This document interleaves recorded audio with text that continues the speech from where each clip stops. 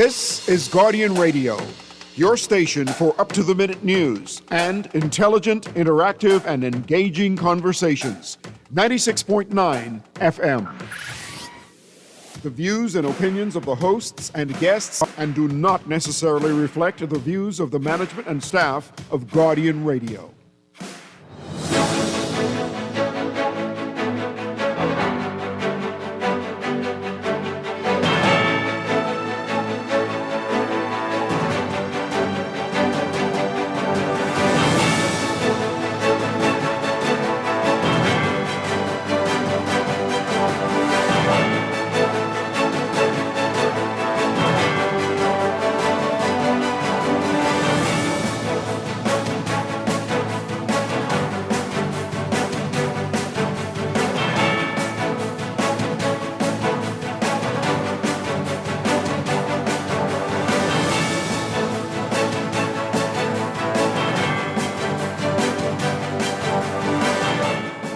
Good morning. Taxi drivers and the police clash outside the cruise port. Major junker groups say they're going to participate in the national parades.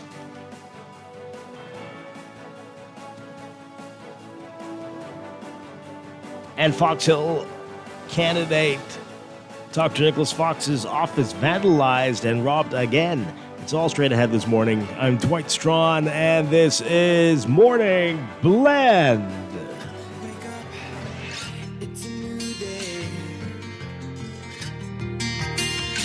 Wake up, it's a new day.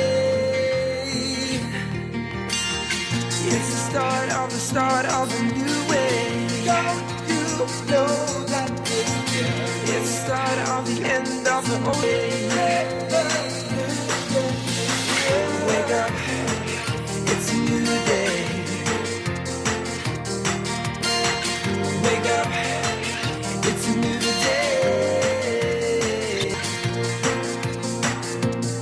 Good morning again, Bahamas. It is Monday, November 10th, 2025. This is Morning Blend on Guardian Radio 96.9. Again, I'm Dwight Strachan. In a moment, Cartwright will be joining us. Also this morning, we'll be talking with the University of the Bahamas about the Wilson Grant and the Wilson Grant awardees. And later, we're talking with the Climate Change and Environmental Advisory Committee about the NDCs, the Nationally Determined Contributions. They'll explain what that's all about and more. That's all ahead, but first, it's time for the overnight, the latest breaking news from while we're sleeping, and the top national and international headlines this morning.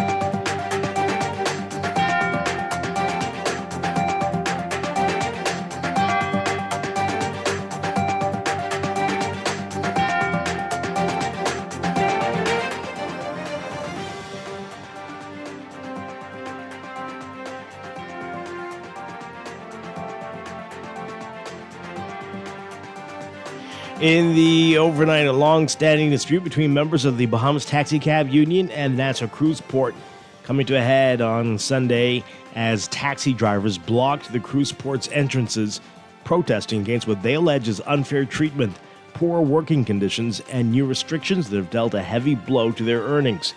Claims rejected by cruise port CEO Mike Mora. In the process, the drivers clashed with police. Taxi Cab Union President Tyrone Butler said the drivers who gathered to get attention of the cruise port, saying, quote, they were totally fed up with the conditions that they have to work under, the way the port has been strong-arming them with regard to certain issues, and the lack of access to their holding lot before a certain time in the morning, the lack of access to the restroom that they have to use, the fact that there are other representatives in the tourism industry that have access to the extension of the cruise port, which is closer to the cruise ships, and the taxi drivers that would normally be out there have not been allowed to go out there. When contacted by the Nassau Guardian, Mora explained that the cruise port expends in excess of annually to provide a staging area for the licensed taxis, and they have the area cleaned every day He says, quote, "We pay the taxi union to provide dispatches, a job function ordinarily provided by Road Traffic Department at no cost to the facility. We man, clean, and supply Ministry of Tourism bathrooms located behind the tourism police station and make them available to the taxi drivers from 4 a.m. each morning. We've invested millions in a taxi section and ground transportation area for taxi pickup and drop-off." Moore said the cruise port was designed with the intention of bringing greater equity and transparency to the taxi business process. For the second time since his ratification in June, thieves broke into the medical practice of Dr. Nicholas Fox, the F&M candidate for Fox Hill. Last night, Fox said he is not discouraged by the incident, saying that he was disappointed that someone would seek to destroy a place of healing. Police say they were notified of the break-in on Collins Avenue shortly after 1 a.m. on Saturday. When the officers arrived, the suspects were still inside the clinic.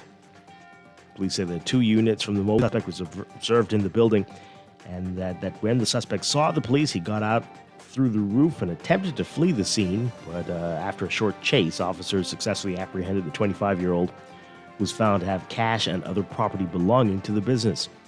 Fox posted a short video on his Facebook page of the scene inside the clinic, showing broken glass, mangled doors, and documents thrown across the floor.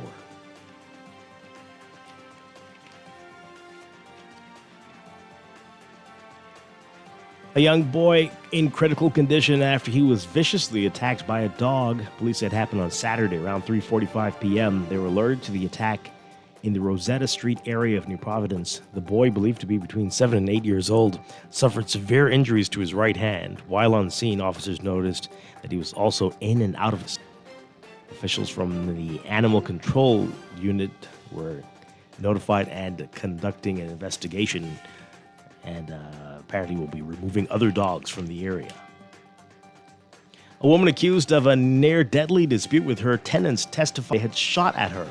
Rochelle Williams testified that she later learned that the shooter was a hitchhiker whom she had picked up on October 28, 2021, when police showed her surveillance footage of the incident. The 57-year-old and her 37-year-old daughter, Larissa Williams, are on trial for the attempted murder of Adrian Cooper and Savannah Bain. They're also accused of having a firearm to endanger their lives. The alleged gunman died in May 2024. When questioned by lead prosecutor Tashira Ambrose, Williams denied telling police that the gunman was her nephew. She also denied suggestions that she was trying to mislead the court and the jury. You can read more on that story in today's Nassau Guardian.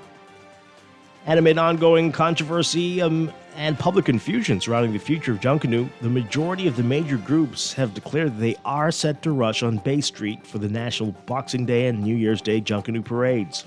The announcement coming after the Junkanoo Corporation of New Providence revealed plans to host 2 independent parades featuring major Junkanoo groups, including the Saxons, Roots, and world-famous Valley Boys, and One Family.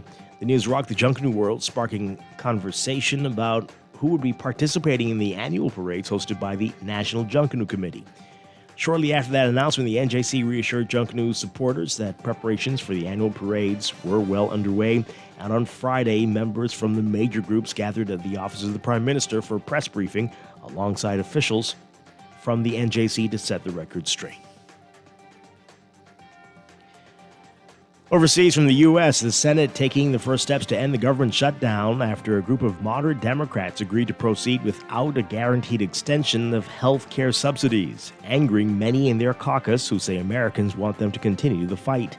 In a test vote that is the first in a series of required procedural maneuvers, the Senate voted 60-40 to compromise legislation to fund the government and hold a later vote on extending Affordable Care Act tax credits that expired January 1st. Final passage could be several days away if Democrats object to the delay process.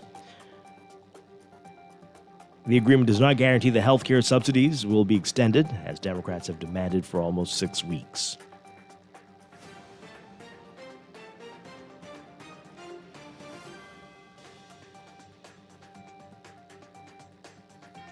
Meanwhile, the pain Americans are facing at airports across the country expected to get worse this week if Congress is unable to reach that deal to open the federal government. U.S. airlines canceled more than 1,500 flights Saturday and more than 2,900 Sunday to comply with an FAA order to reduce flights.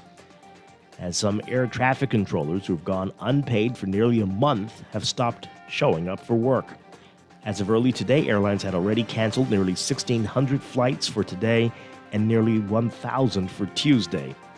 Again, the Senate taking the first step towards ending the shutdown, but final passage could still be several days away, and experts have said it will take time for flights to go back to normal even after the government reopens.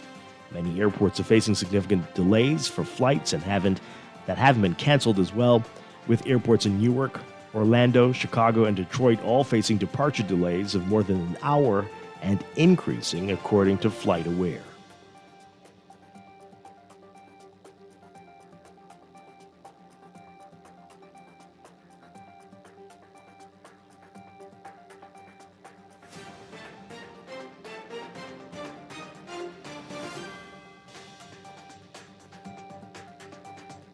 And Typhoon Fenghuang blew out of the northwestern Philippines Monday after setting off floods and landslides, knocking out power to entire provinces, placing more than 1.4 million others. The typhoon was forecast to head northwest towards Taiwan.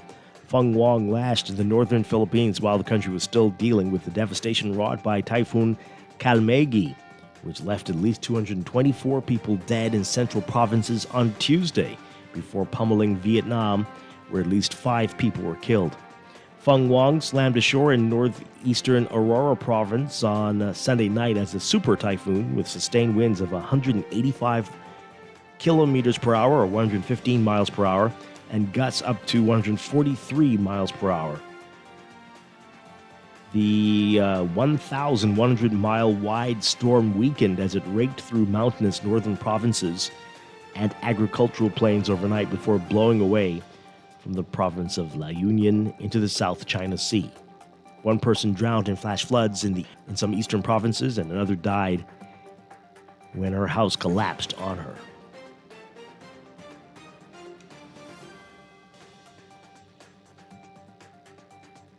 And the head of the BBC broadcaster's top news executive resigned Sunday after criticism of the way the organization edited a speech by U.S. President Donald Trump. The BBC said Director General Tim Davie and News CEO Deborah Turnus had both decided to leave the corporation. Britain's publicly funded national broadcaster has been criticized for editing a speech Trump made on January 6, 2021, before protesters attacked the Capitol in Washington. Critics say the way the speech was edited for a BBC documentary last year was misleading and cut out a section where Trump said he wanted supporters to demonstrate peacefully. A clip of the BBC Panorama episode shared by the Daily Telegraph appears to show different parts of Trump's speech edited into one quote.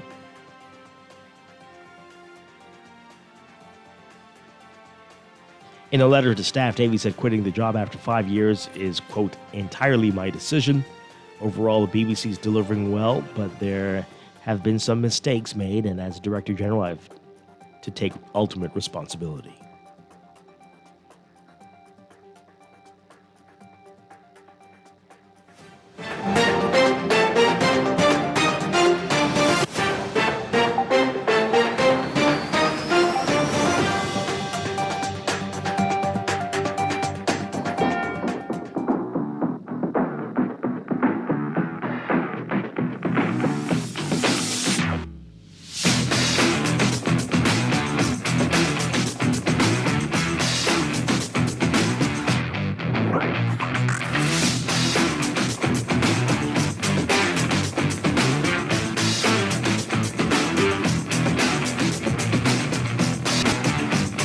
In sports, the transition back to second base position paid dividends in a big way for New York Yankees star Jazz Chisholm Jr. during the 2025 Major League Baseball season, being the second baseman, adding another feather to his cap, earning the first Silver Slugger Award of his career over the weekend. Chisholm Jr. joining an exclusive list of Yankees second basemen to win the award. Read more on that in today's Guardian Sports section. Speaking of honored athletes, numerous athletes and sporting figures were recognized during the Ministry of Youth, Sports and Culture's National Sports Awards and the Legends in the Square events over the weekend. As part of National Sports Month, the weekend festivities began Friday when 6 sporting icons were inducted into the Legends Walk of Fame at the Queen Elizabeth Sports Center. The inductees included Bahamas Olympic Committee President Rommel Fish Knowles, Olympic swimmer Nikia DeVoe Christie, world indoor record holder Devin Charlton, Bahamian Jazz Chisholm Jr., and World Masters record holder Timothy Munnings, and Special Olympics athlete Nita Lynx Monker. A majority of the sporting awards went to B3As and Bahamas aquatic athletes. More on that in today's Guardian Sports section as well. And the Barracuda Swim Club hosting the 11th annual CG Atlantic Medical Invitational at the Betty Kelly Kenning Aquatic Center on Saturday. Swimmers putting on a show. The Mako Aquatic Swim Club had the highest team total with 1,555 points. Barracuda, the host club, totaling 668.50 points for second place. Blue Wave Swim Club rounding out the top three with 559 points. From the NFL, the beat-up Los Angeles Chargers laid a beatdown on Aaron Rodgers and the Pittsburgh Steelers. In prime time last night, Justin Herbert threw for 220 yards and a touchdown in a 25-10 victory, extending the Chargers' winning streak to 3 despite a battered offensive line. After opening the season with 3 consecutive victories over AFC West rivals, the Chargers at 7-3 lost 3 of 4 to drop out of first, but they've bounced back with wins over Minnesota and Tennessee before humbling Rodgers in primetime to move a game behind first-place Denver. The Steelers now have dropped 3 of 4, falling to 5-4 for the season so far.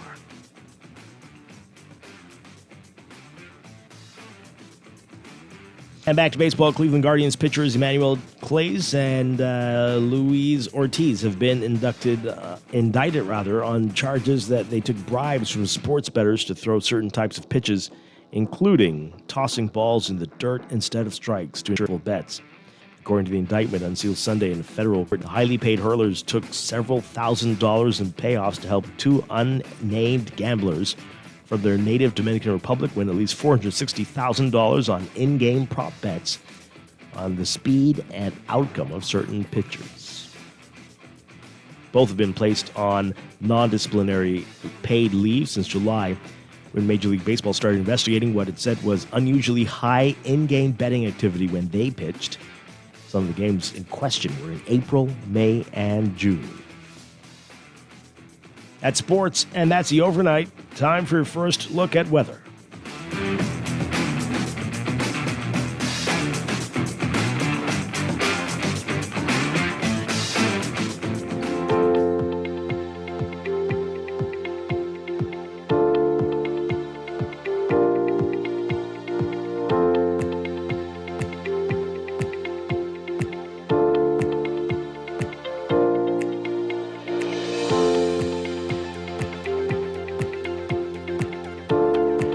In your weather for today, we've got a transitional day here for most of the area. We've got a near northern and northwest Bahamas.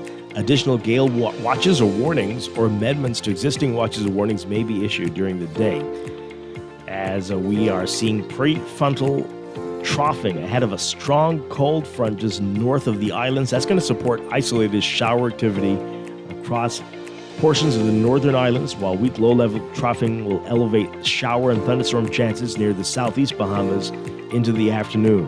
So expect breezy and cooler conditions later tonight across the northern half of the country as that cold front moves through. We'll tell you more about what this cold front is going to bring in just a bit. But today, motorists and pedestrians, especially in Eleuthera, need to exercise extreme caution when near the Glass Window Bridge due to potentially overtopping waves and sea spray, especially tonight. And there is a moderate risk of rip currents across all areas. By this evening, beachgoers and swimmers across the northern and northwest Bahamas will be advised not to enter Atlantic exposed beaches, as the risk of rip currents will become very, very high. Your forecast for today for the northern and northwest Bahamas, partly cloudy to occasionally cloudy, a 20 to 40% chance of a few light isolated showers with a slight chance of isolated thunderstorms through this evening. Winds southwesterly at 10 to 15 knots, shifting west to northwest and increasing to 15 to 25 knots by this evening for the northernmost islands. South to southwest at 10 knots, shifting west to northwest and increasing to 15 to 25 knots this evening for the rest of the northwest Bahamas. Temperatures for the northern half of the country around 84 Fahrenheit for highs today, 29 Celsius. Overnight lows tonight in the mid to upper 60s, around 21 Celsius. For the central and southeast Bahamas today, partly sunny, becoming partly cloudy tonight for the central islands, variably cloudy today through tonight for the southeastern islands. Only about a 10% chance of showers for the central islands, but 20 to 30% chance for the southeastern islands. Wind southeast to south at 10 knots, shifting northwesterly by tonight. For the central islands and southeasterly at 10 to 15 knots, shifting northwesterly at 10 knots, variable at times for the southeastern islands. High temperatures in the upper 80s today, around 31 Celsius for highs. Overnight lows tonight getting down to the low to mid 70s, around 73, 74 Fahrenheit, 23 Celsius. That's your first look at weather this morning. More on that cold front. What's that going to mean for temperatures coming up in just a bit? This weather check brought to you by Star General Insurance, made simple.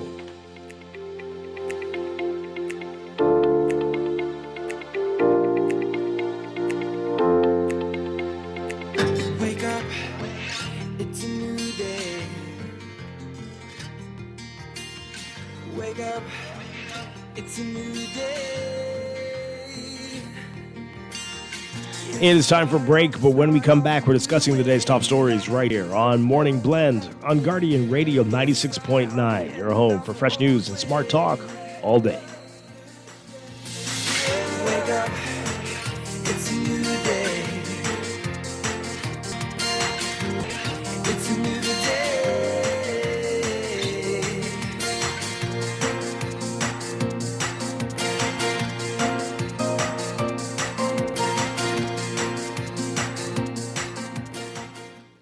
At RBC, your idea of getting more happens here with a no-fee loan with fee waivers, competitive rates, and flexible terms. Get everything you want for the holidays. Apply today at rbc.com/holiday loan.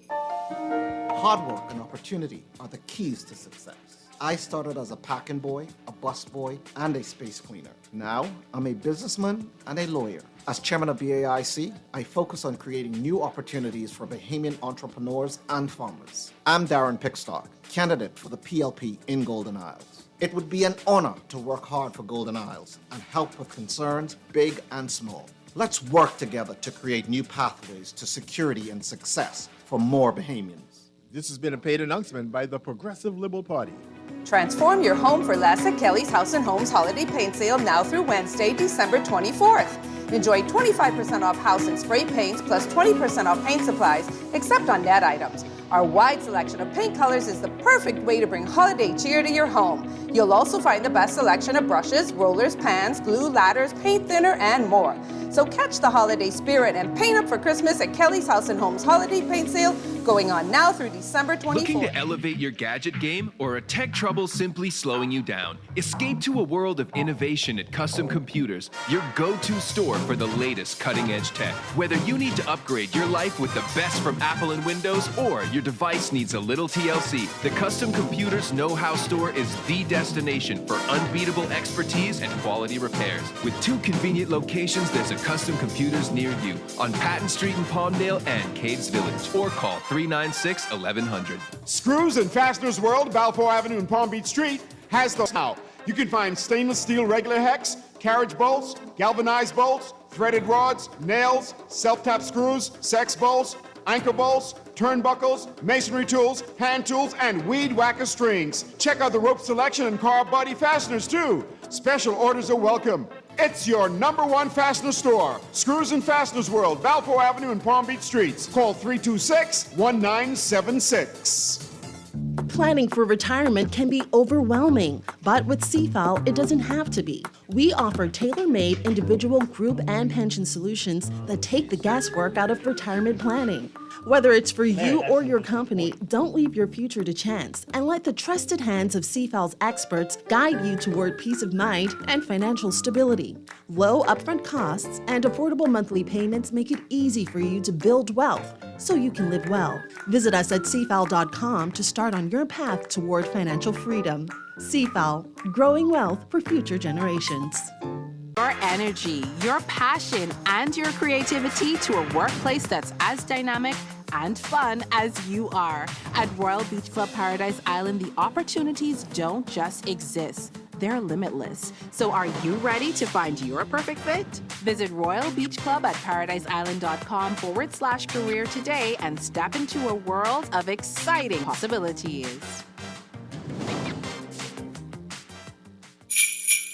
'Tis the season for dreams to come true. There's Santa for the kids and CIBC Caribbean for you. Whether it's a house, land, vehicle, or upgrading your home, CIBC Caribbean can support your dreams with the financing you need. Enjoy incredible cashback deals with mortgages and land loans. Plus, your approved loan gives you a chance to win up to US $5,000. Apply now at www.cibccaribbean.com. Conditions apply. Wake up, it's a new day. Wake up, it's a new day. It's the start of a new way. Don't you know that it's the start of the end of the old way. Wake up, it's a new day.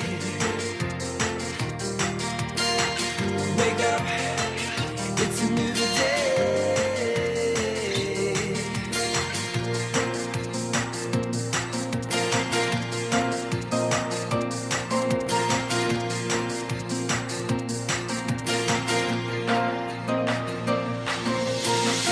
Wake up, it's a new day. Wake up, it's a new day. Wake up, wake up. Welcome back to Morning Blend on Guardian Radio 96.9. We are streaming live on GuardianTalkRadio.com and on the Guardian Radio app for smart devices. Also on your televisions on Cable Bahamas Channel 969 and BTC Flow Channel 612. You can tweet us at Morning Blend 969 or Facebook.com/Morning Blend 969. Text us 422-4796. Standard text rate supply. Once again, I'm Dwight Strachan. Joining me now, Deandra Cartwright. Deandra, good morning. Good morning, Dwight Strachan. How are you? With us, as always. Always happy to be here. A lot going on, a lot to talk about. We've got a lot of guests as well. We're going to be talking with the University of the Bahamas. They've got their Wilson Grant coming up, the Wilson Grant awardees. Okay. We'll talk about that and research, the important research that's going on at UB. And then later we're talking with the Climate Change and Environmental Advisory Unit about the NDCs and going to meet some of their youth climate ambassadors as well. NDCs, Nationally Determined Contributions. We'll find out what that's all about, and talk about everything COP, everything to do with the environment, where things stand, and whether shifting global priorities means that we're going to be, I was going to say left in the dust, but left under the water might be a better way to put it. Yeah, very visual that. Yeah. So that's all ahead on this Monday morning, but let's begin with what else is in the news.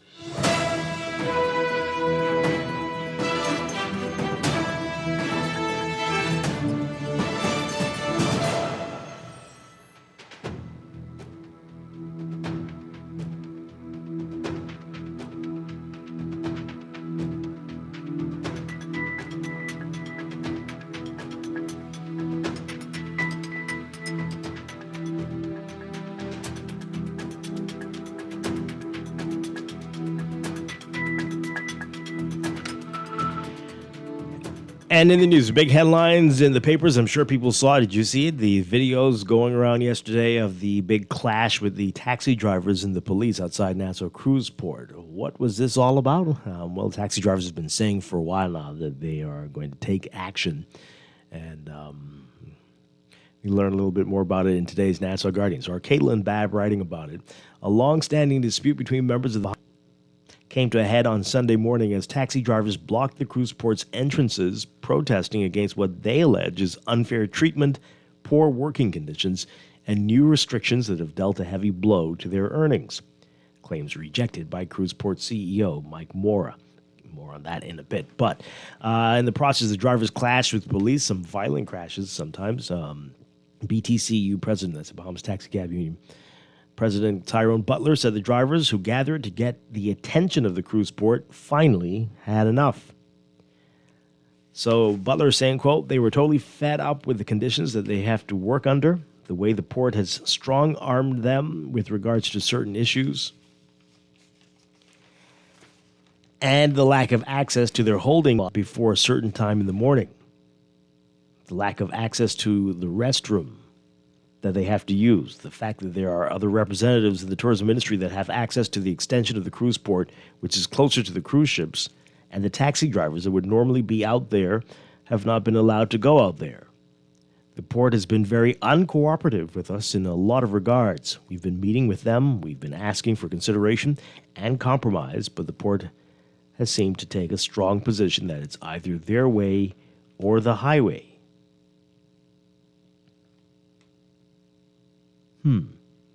All right, so we'll get to what Mike Mora Jr. is saying in a bit, but more on what the drivers are saying. So the drivers yesterday made their claims outside the cruise port on Sunday.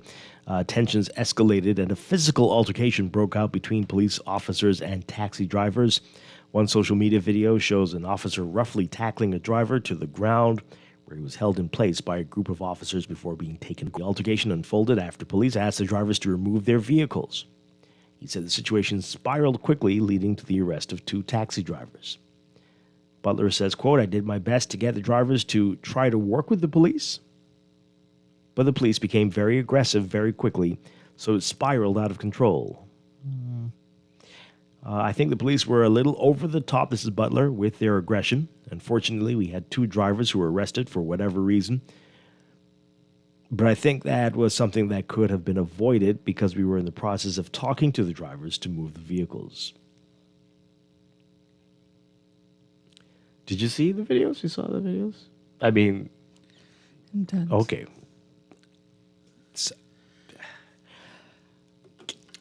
Should I reserve my comment until we read the whole story? Please read the whole story first. Because, let's do that. Butler said no taxi driver was injured, but the union is forwarding concerns to its legal team. Oh, really? Ahead of the altercation, tour chairman Erica Thompson said the most taxing challenge in the ongoing battle is the port's decision to deny entry to taxis while granting clearance to tour buses and other public vehicles. She said the cruise port has not been responsive to any of the requests made by the union. She said, quote, most times when we come to them to ask for assistance for working together with them, they're not working together with us. There are a lot of things that's going on at the Nassau Cruise Port that are oppressing the drivers. Thompson said taxi drivers operate using a call-up system, whereas drivers are called on. However, cruise port officials have expressed issues with the system, leading to friction. She said, quote, the Nassau Cruise Port runs the cruise port. It does not run transportation from our system. But they wanted to tell us everything about our system and how to operate our system. Well. The union has called for a meeting with Mora to discuss challenges faced by union members. Thompson says, though the union has met with the Minister of Transportation, Jo Beth Colby-Davis, and Minister of Tourism, Chester Cooper, there must be a meeting with the union, government officials, and Mora to settle the dispute once and for all.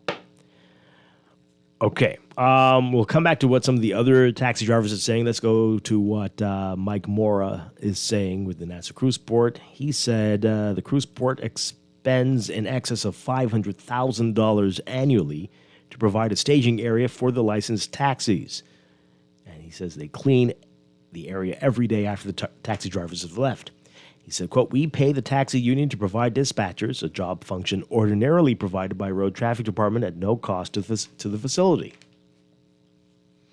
We man, clean, and supply Ministry of Tourism bathrooms located behind the Tourism Police Station and make them available to taxi drivers from 4 a.m. each morning. Please note that cruise passengers routinely begin debarking ships after 8:30 a.m., so many hours ahead of that. We have invested millions in a taxi station and ground transportation area for taxi pickup and drop-off. He said the cruise port investment was designed with the intention of bringing greater equity and transparency to the taxi business process, and that, quote, taxi drivers had shared the ways of the past were marred by favoritism and no transparency. They asked the Nassau Cruise Port introduce controls which all could understand and mitigate the prior practice which did not support fair business practices. So more is saying that they've worked hard to avoid those types of situations. More telling the Nassau Guardian that tour buses are not allowed in the port, contrary to what Thompson was saying earlier, with the exception of pre-sold large tour represented guests, as pre-sold tours do not have a station to meet guests. Yeah, everybody got that? That sounds relatively reasonable. He said, quote, "We have budgeted $50,000 to improve the leisure area of the Kelly Dock used by the taxi drivers, and for the past 6 months have been trying to finalize the design related to the leisure area. The Taxi Union Board is aware of this as they have been involved in the design. The taxi drivers do not contribute any money to these annual costs." Yikes. So here's what some other drivers are saying. A taxi driver for 10 years, Jave Archer, hope I'm pronouncing that right, said that with the influx of new transportation vehicles and heightened tensions between the union and the port, many union members fear there will soon be no more jobs left for taxi drivers. If I choke on my own saliva today, Just oh continue my reading God, first. Let's oh go. my God. Come on. Breathe. How could someone say something like this? Really? Because it's all only the tourists. It's all okay. Let me. I said I was going to reserve comment till after. I thought that's. Oh my God. Okay. Archer said, quote, "We're fed up with Nassau Cruise Port. We're fed up with all the bigger heads." What does that mean? You have drivers who be out here from 8 o'clock in the night waiting for these cruise ships to come in the morning. What? Well, that's just ridiculous. It wasn't the R word I was going to use, but that's ridiculous. Huh? He said, "We're spending money to get our car cleaned and gas and licensed and insurance. Why are you all trying to limit the taxi drivers?" Archer They said, want to work. They want to work. Yeah, you know, I don't They're want being restricted.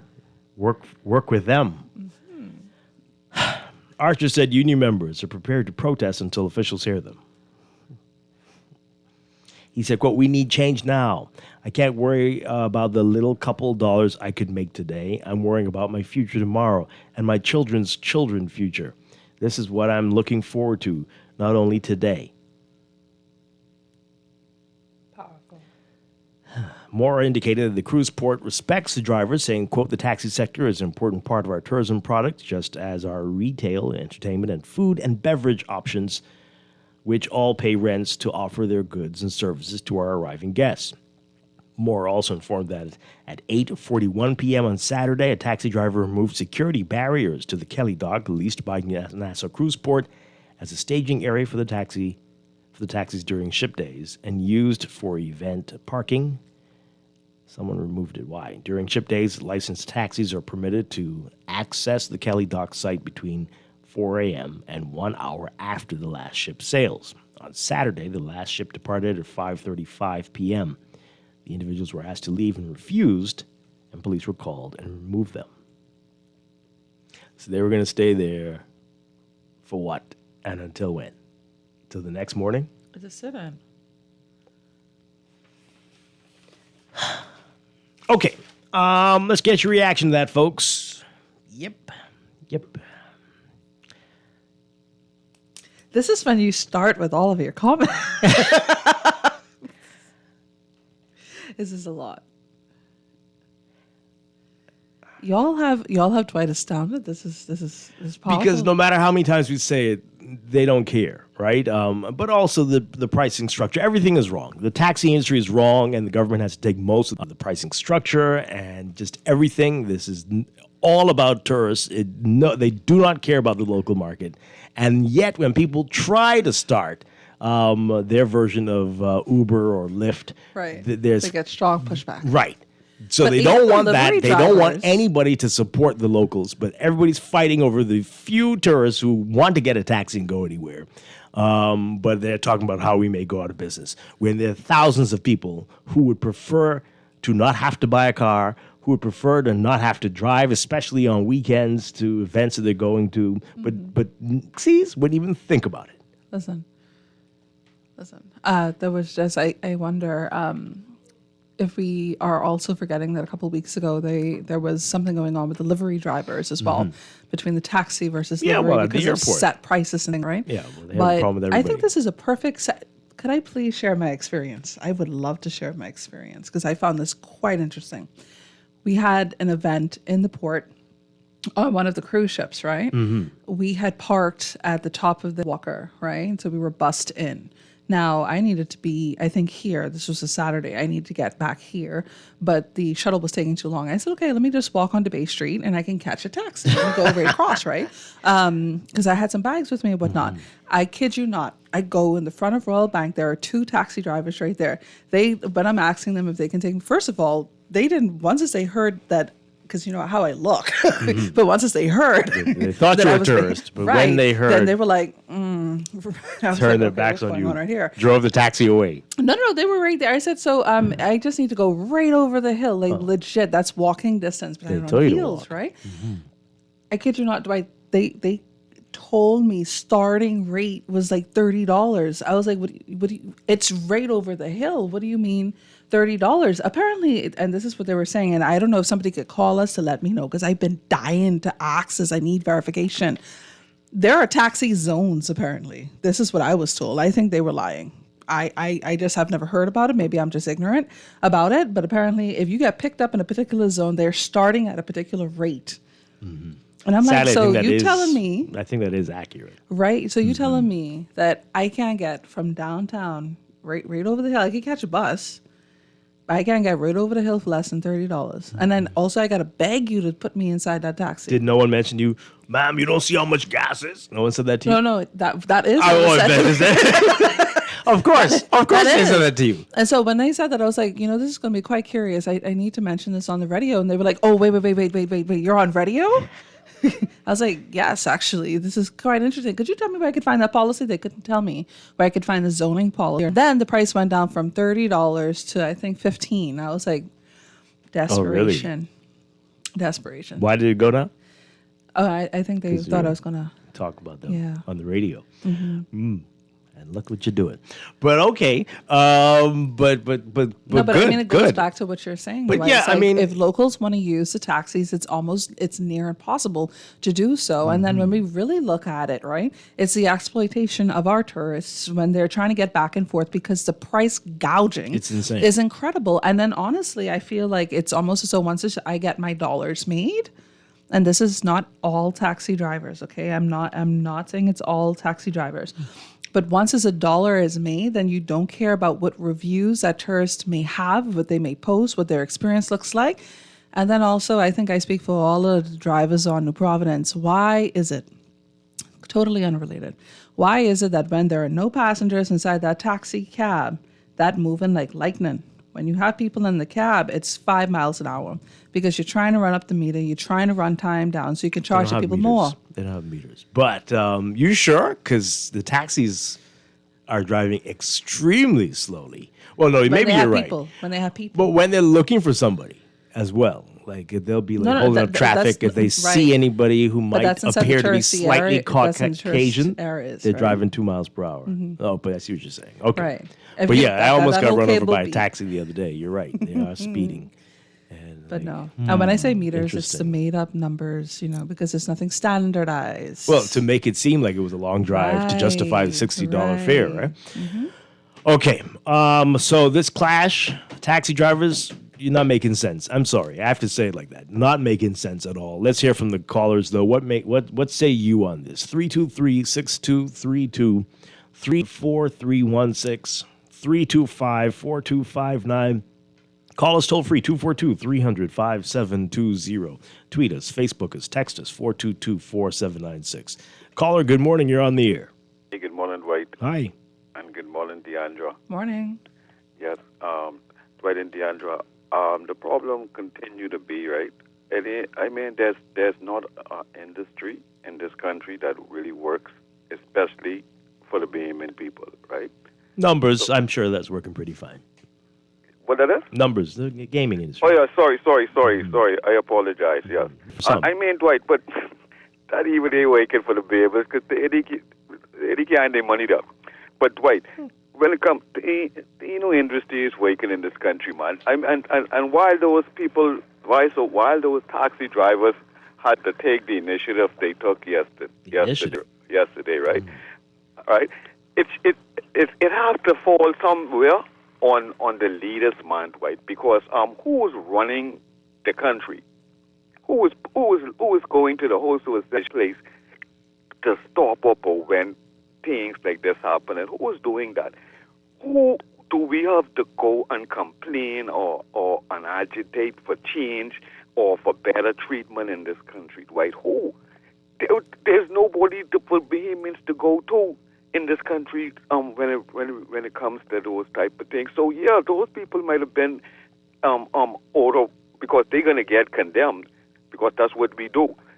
We can condemn the small people, but the people who are really causing the problems for the poor people or for the small people, they continue to walk away without not even a stain on their man. So the Bahamian people, we really got to do something with this country because there's no industry, in my view. It ain't working. When you go to the hospital, they ain't working. The bus driving, the taxi, the everything, nothing really works for Bahamians, man. Okay. And it's so frustrating being in this country when you could literally see the difficulty as a Bahamian, which you have to face to get some of the simplest service done, man. And so you can imagine what our kids can have to go through 5, 10, 15, 20 years in this type of mental system. It's chaos. All right, thanks a lot. I do think there are people to complain to. I think the taxi drivers have been doing that. They've gone to the ministries, the various ministries, but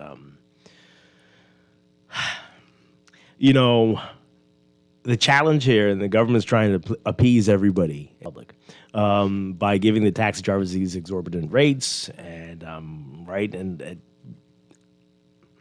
that is not working. And then so you're reliant on tourist traffic, forgetting everything else, and that's very limiting, and that's what's causing these types of scenes.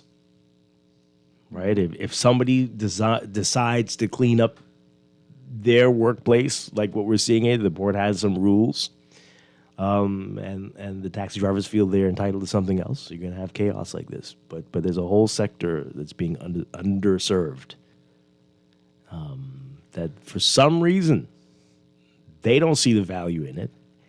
And as you mentioned, the public can barely see the value because they've been priced out. You cannot afford to get a taxi. And then they add more on depending on how many bags you have and how many people are in the taxi.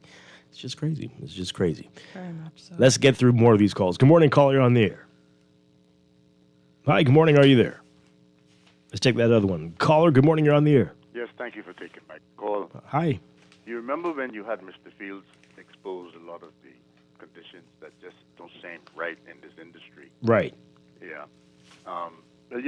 Perhaps the Ministry of Transport may have too much on her plate. She may need to probably give that up and let someone, well, then there's the other issue with the person above you who may not want you to do it. But, there seems to be a cracking down on persons who have the Bahama host, or seem to have done the course and got their certificate but never did the course. I don't know if you've heard about that.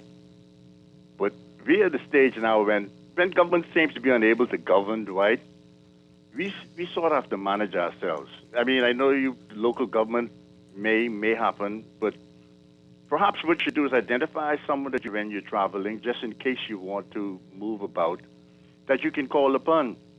We have to find a way to manage ourselves because we do not have government to manage for us. It's just point and clear in the front of us. The Bahamas does not have any functioning governmental system.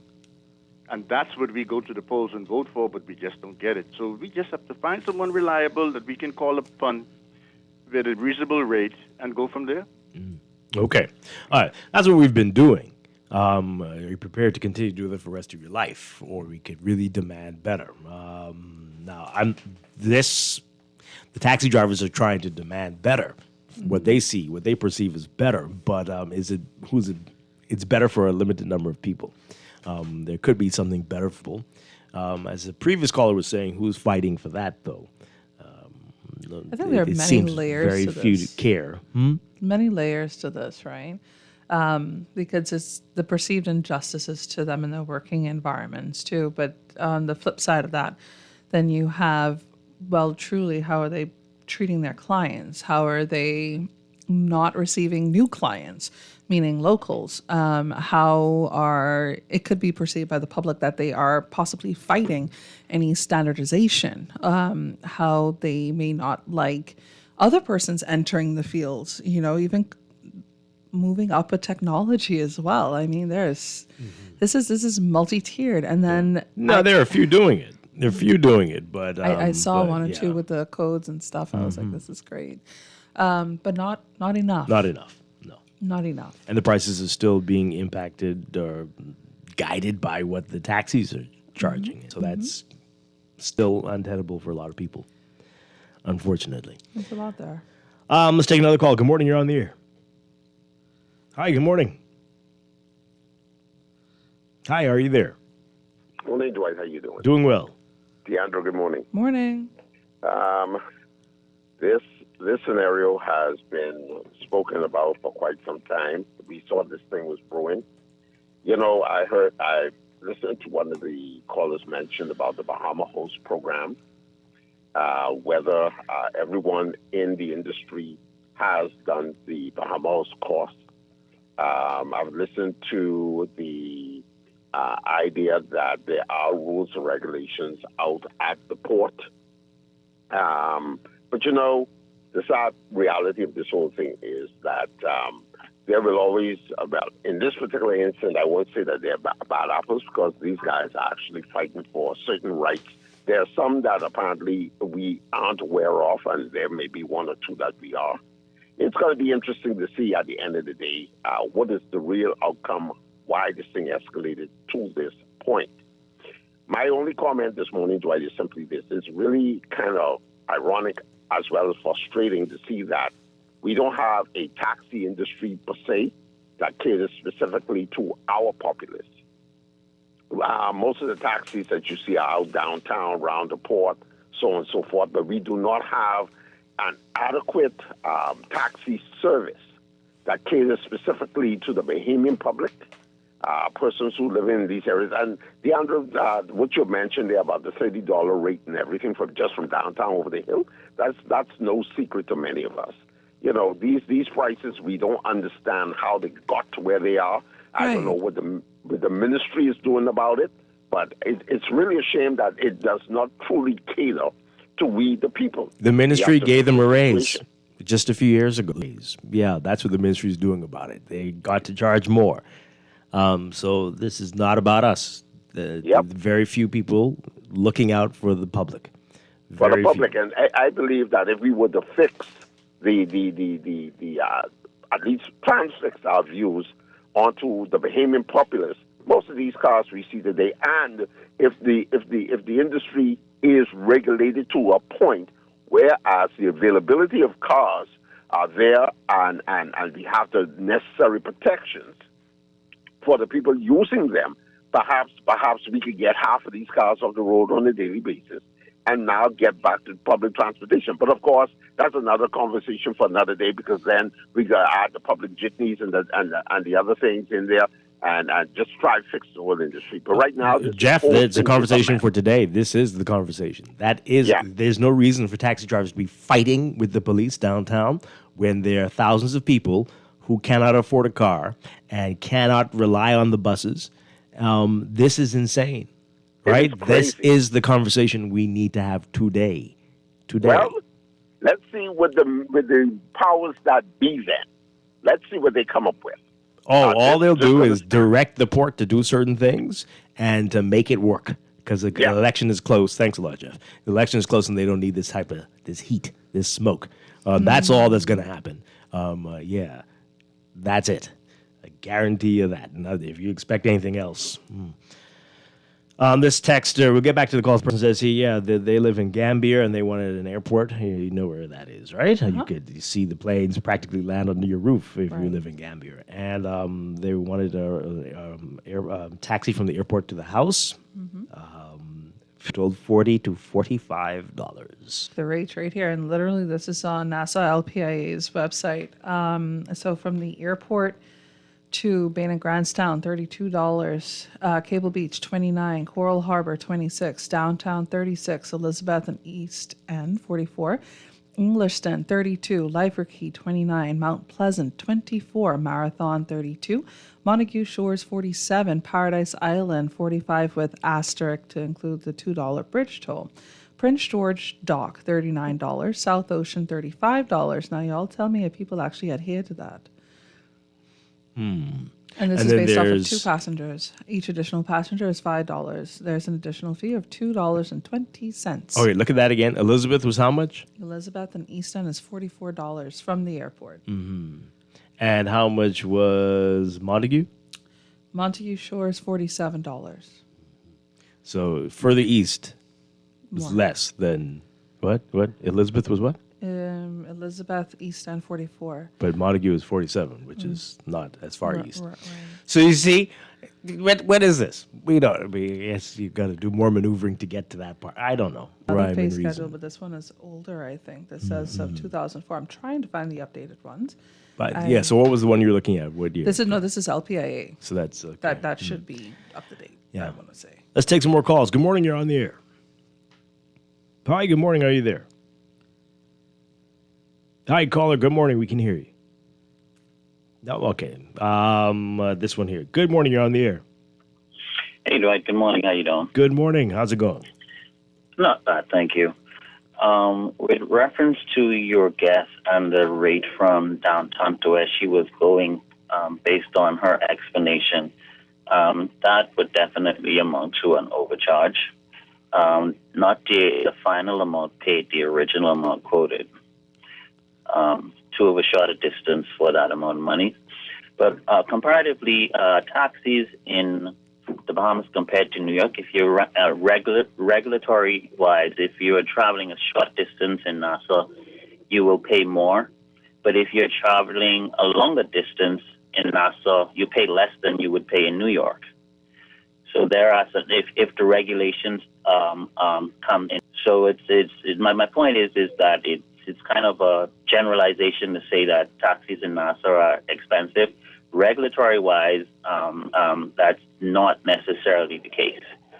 The other thing, as it relates to the dock, I think what's happening is I've always believed that the system itself, not necessarily the regulations, that when the gentleman made reference to the jobs that they're losing, I think the strategy that the taxi drivers use in, not all of them, but too many of them in getting jobs at the dock, is outdated. It's a very old approach to getting business in a very modern system.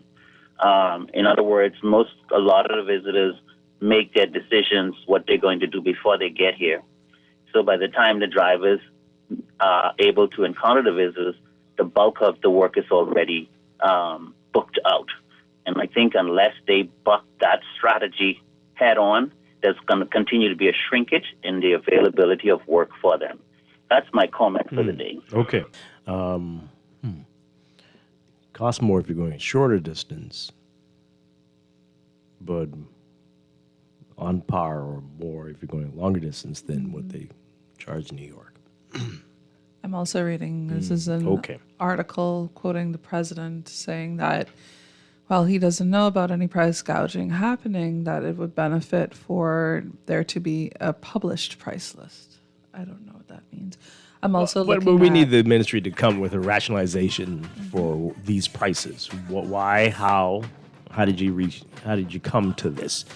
And all of that we need to make it make sense. Listen, I'm All reading right. this tip if I could really quickly. Go. Well- Taxi ripoff is a thing when I come to visit the Bahamas. Any tips on how to prevent this? There are hundreds of comments. We got to go to the news. We'll pick this up on the other side. This is Morning Blend on Guardian Radio 96.9.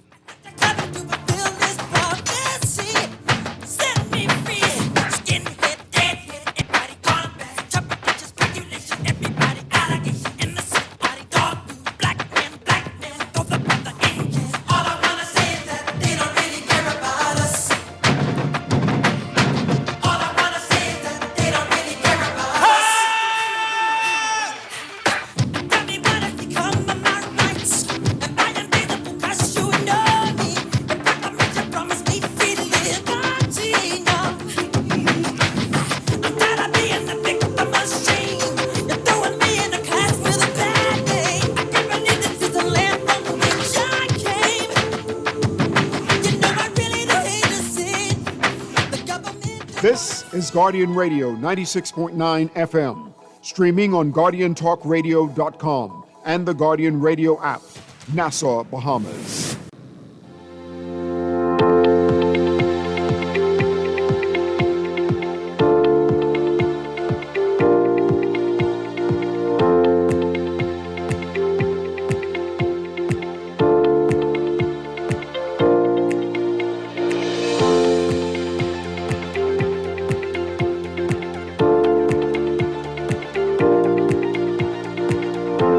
Welcome back to Morning Blend on Guardian Radio 96.9. We are streaming live on GuardianTalkRadio.com and on the Guardian Radio app for your smart devices.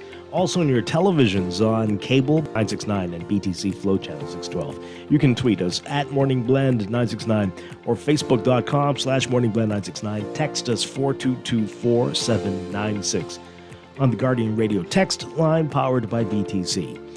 And now at 8:23, time for another check of your weather for today, brought to you by Sherwin-Williams. So we've got a near gale warning in effect for the northern and northwest Bahamas today, and additional gale watches or warnings could be put in place before the end of the day, as we're expecting some very interesting conditions. So this is all as a result of prefrontal troughing ahead of a strong cold front just north of the islands. That's going to support isolated shower activity across the northern Bahamas, while weak low-level troughing will elevate shower and thunderstorm chances for the southeast Bahamas. And expect breezy and cooler conditions later tonight across the northern half of the country as that cold front moves through. By Tuesday, winds in the central Bahamas will increase, fresh to strong, as the cold front moves into the area with isolated showers along the frontal boundary. And a robust high-pressure system will build behind that front for the northern and northwest, cool, dry, and breezy conditions for Tuesday and the rest of the work week. Shower and thunderstorm chances will remain elevated across the southeast Bahamas as the front moves into that area and stalls over that part of the country. For today, though, motorists and pedestrians in Luther especially are advised to exercise caution while along the glass window bridge, as there is a potential for overtopping waves and sea spray through tonight. And right now there's a moderate risk of rip currents along, well, for most areas, but by this evening, beachgoers and swimmers for the northern and northwest Bahamas will be advised not to enter Atlantic exposed beaches, as the risk of rip currents will become very, very high. So for today, for the northern and northwest Bahamas, look for partly to occasionally cloudy conditions through tonight, a 20 to 40% chance of showers and isolated thunderstorms through this evening as the front moves through. For the central islands, better condition, becoming partly cloudy tonight, only about a 10% chance of showers. And for the southeastern Bahamas, variably cloudy today through tonight with a 20 to 30% chance of showers and thunderstorms. High temperatures today in the mid-80s for the northern half of the country, around 28, 29 Celsius. Overnight lows tonight getting down to the upper 60s, around 70 maybe for some of the islands. Tonight, that's around 18 to 21 Celsius. Bit warmer for the central and southeast Bahamas today. Look for highs around 88, 89 Fahrenheit, 31 Celsius. Overnight lows tonight getting down to about 74, 75 Fahrenheit, 24 Celsius. In your extended outlook for Tuesday, partly cloudy for most areas. Only about a 10% chance of showers for the northern half of the country, and slightly elevated for the southeast Bahamas. A 30 to 40% chance of showers and thunderstorms. By Wednesday, variably cloudy for most areas. Still an elevated chance of rain for the central and southeast Bahamas. And by Thursday, variably cloudy again, and even cloudy to overcast for the southeast and central Bahamas. That pattern's going to hold through to Friday. Most comfortable day of the week likely to be Tuesday, with highs in the low 80s and overnight lows in the 60s for most areas, even as low as 59 for the extreme northern islands. That's your morning blend weather check, brought to you by Sherwin-Williams. Ready to refresh your space? We'll head to your local Sherwin-Williams for premium paint. Make it easy to get started.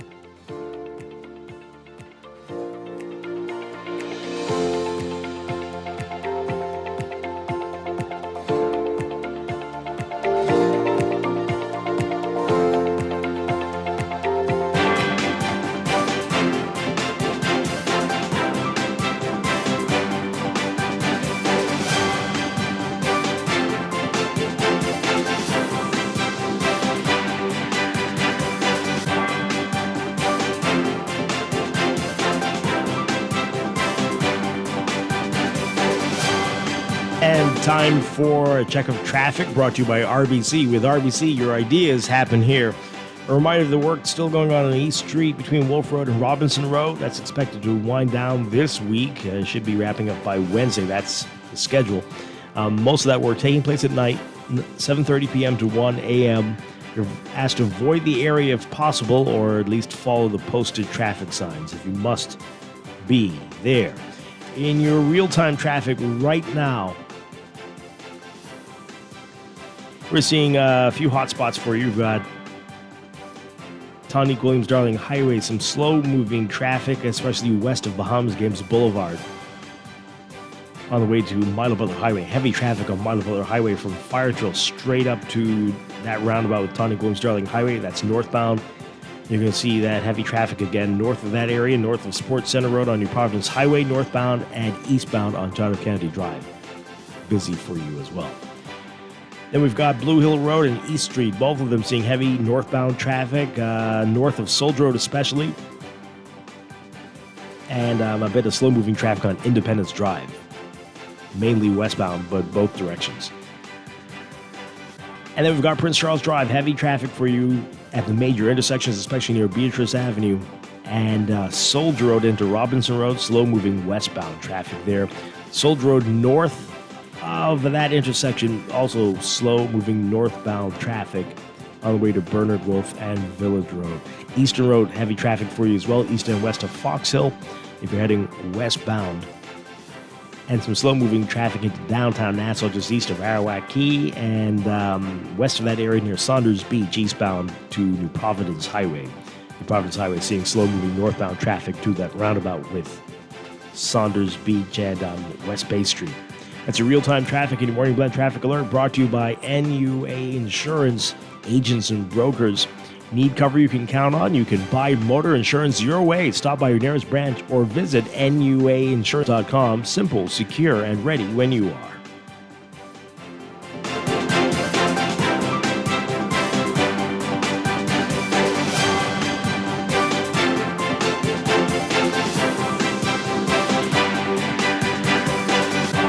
Streaming on GuardianTalkRadio.com and the Guardian Radio app, Nassau, Bahamas.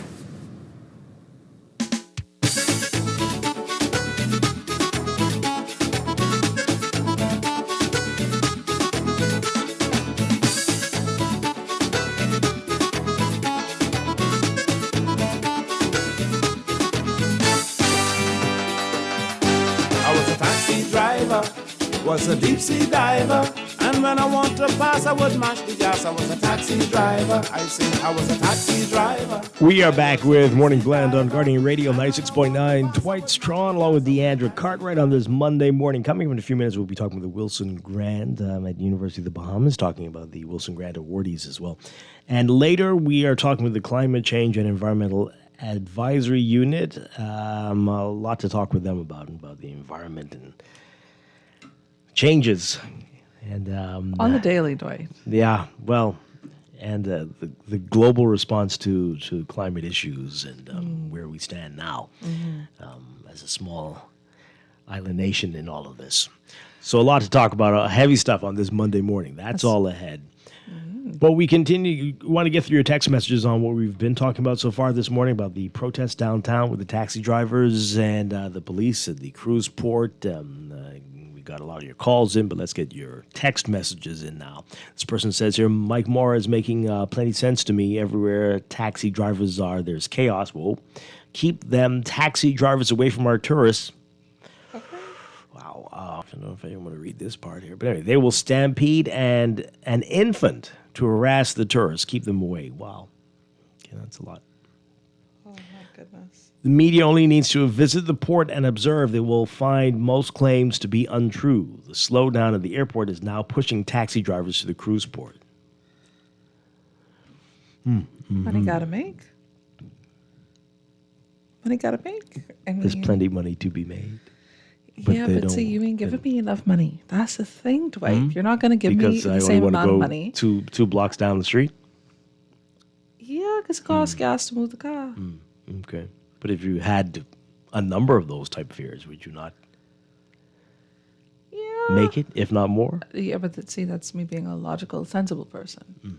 Because I would rather do less to make more. You'd rather do one big fare. But then again, this is what we've encouraged.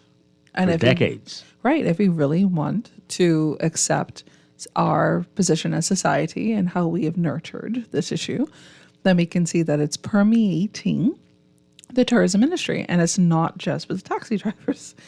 It's with Dwight, think about it, right? When locals go to certain restaurants and certain hotels, how differently they could be treated than tourists. Like, that's a thing. And so we see it demonstrated with the taxi drivers. Let me go to somebody who is going to give me more or may tip me more or whatever preconceived notions I may have. Yeah. I was just thinking of an experience. Most people have those negative experiences, unfortunately. The server just totally doesn't even see you. No. No. Wait a minute. It's going straight over there. Right. And thank God they said, but he's ahead of us. Thank you. Thank you. But this is what I'm saying. And so when you go back to it as well, it's the internalized classism. And then what is the term now? I keep forgetting it. It's colonialism to an extent, but it's almost, and it's not reverse. I need to research this again. But it's almost as though we are so stuck in how we have been conditioned as a society to see foreign as better. Most times your people is be tipping you better, but you don't give them the opportunity. It's disgusting how certain persons, I mean, okay. I did. I'm sure there are exceptions, of course. Sometimes. I mean, with everybody, to though. both sides, With all everybody. sides. Yeah. But you never know. You never know. This person says the statement said tour buses were not allowed except for the tour buses, but the time for cab drivers to protest was before the cruise port was built. But I don't feel sorry for the cab drivers. I had a Bahamian call on any of those taxis, and they will never come. In truth, taxis only want to transport tourists, and so that is why they fight so hard to be included in those spaces. I was told to my face by a taxi driver that I don't drive expletive Bahamians. Oh.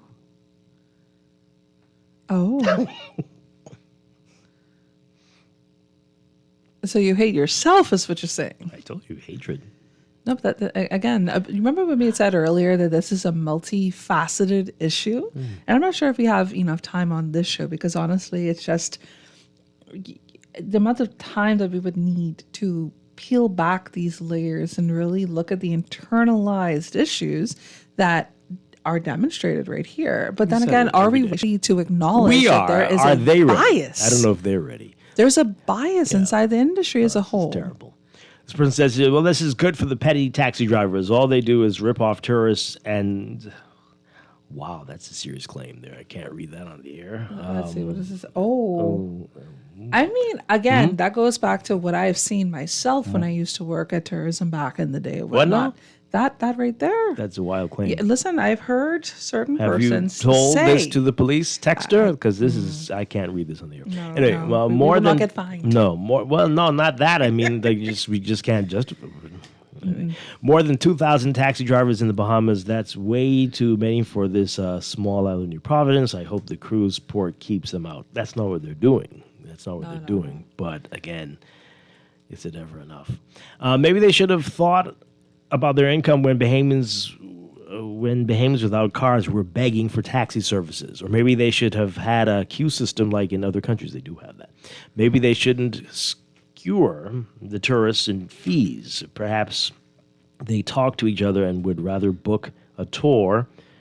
have through you the cruise seen ship. how our country gets dragged? And by our country, I mean this island, New Providence, by those visiting about how they get ripped off. I was showing Dwight during the break. Like, it's on Reddit, it's on Facebook. There are pages. Yelp, everything. Yeah. TripAdvisor literally has hundreds of comments from tourists trying to say how they got ripped off, how could they avoid it or whatnot.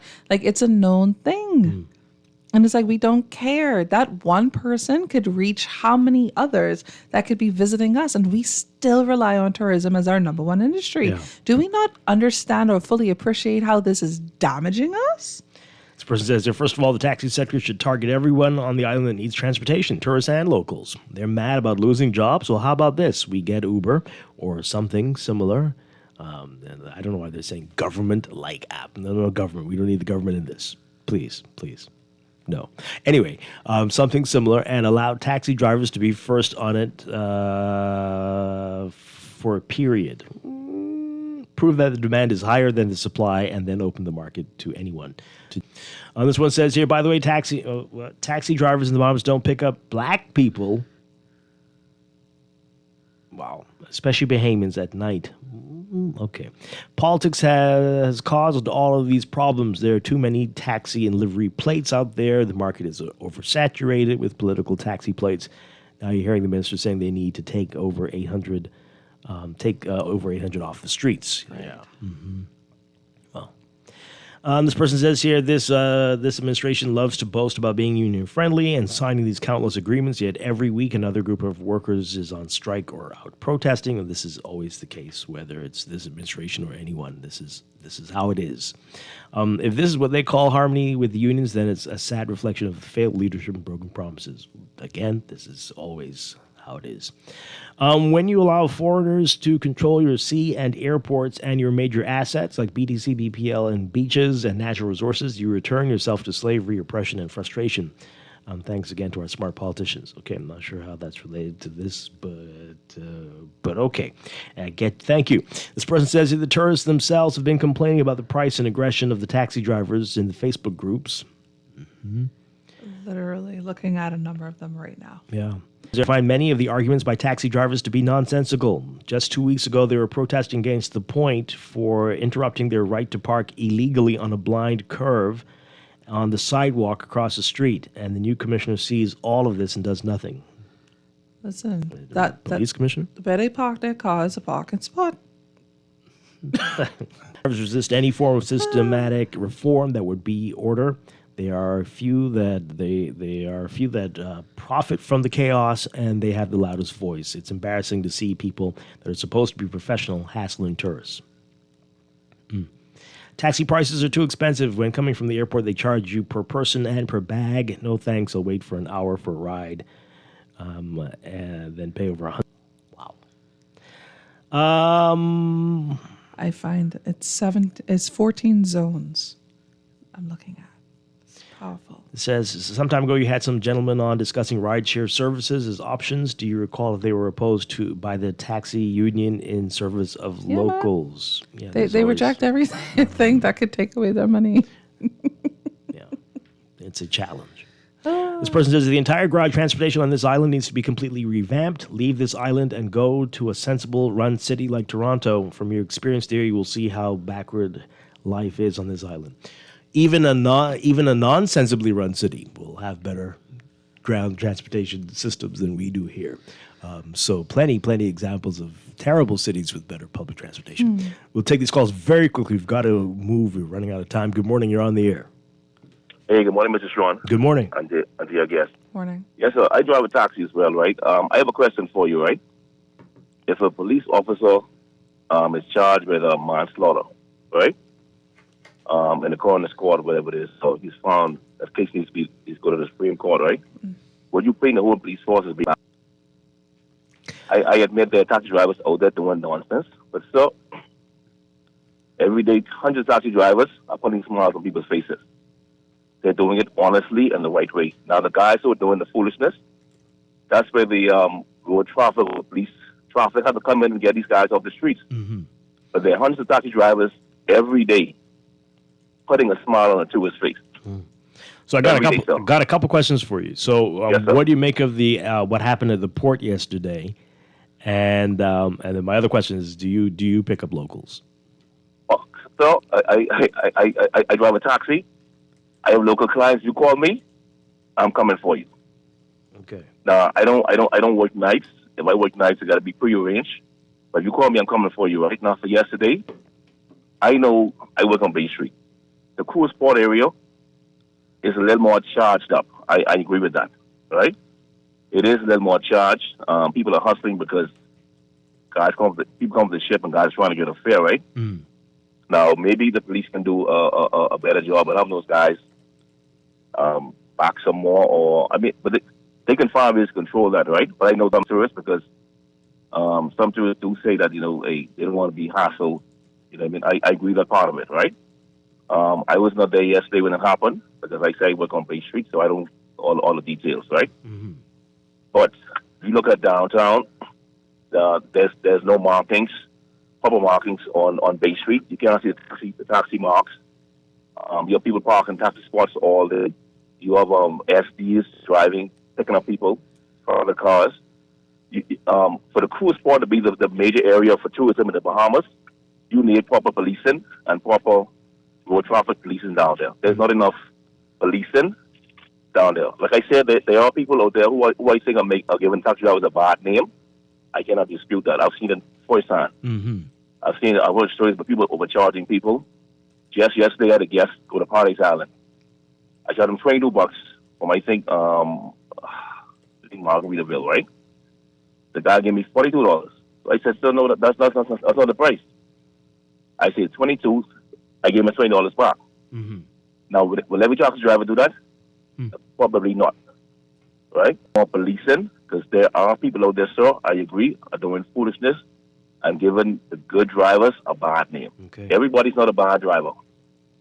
I have a family to support, and I take it personal because you cannot paint the same brush with every driver. You cannot do that stuff. All right. Appreciate your call. Salute you. Thank you Keep very up the much. great work that you're doing. But we got to weed out the bad apples, right? Hopefully that won't be the entire bunch. Well, it won't be, but not too many, right? Yeah. Good Lord. But thank you. Thank you for calling in. One final call. We got to go. Caller, good morning. You're on the air. Hi, yes, we can hear you. Good morning. Hi, good morning. Hi. Yes, what I wanted to say was the same thing the gentleman said just now. You can't paint all the same. However, you do have a few of them that needs to be weeded out of that system. And I think that's what they need. They need to do better vetting, or they need to vet. If they're not vetting, they need to vet. Have a system where they vet these persons and then put them back into classes of how to conduct themselves and behavioral classes and anger management classes and all these other stuff. Because even just carrying on with the police out there in the presence of the tourists is not the way it should be done. You understand? For both parties. But in any event, you do have a handful of bad actors out there that is making it bad for everybody else. They need to find a way to fix that system. And they take over Bay Street as if they own the place. So they need to fix them. Let those bad apples get out. Let them drive a bus. That's where that behavior Okay. Need to be better.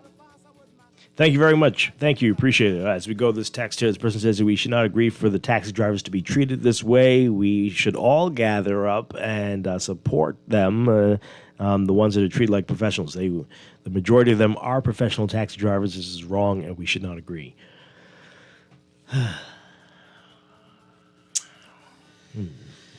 It's going to be a tough one because so many have been wronged. I hear that wonderful caller. We hear your text, but so many have been wronged by taxi drivers. Just the way they drive on the streets normally, as you mentioned earlier, right?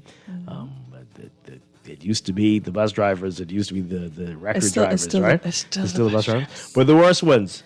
The people who are going to run you over and chase you off the road and overtake you 5 at a time. Anyway. We got to go to a break, folks. This is Morning Blend on Guardian Radio 96.9.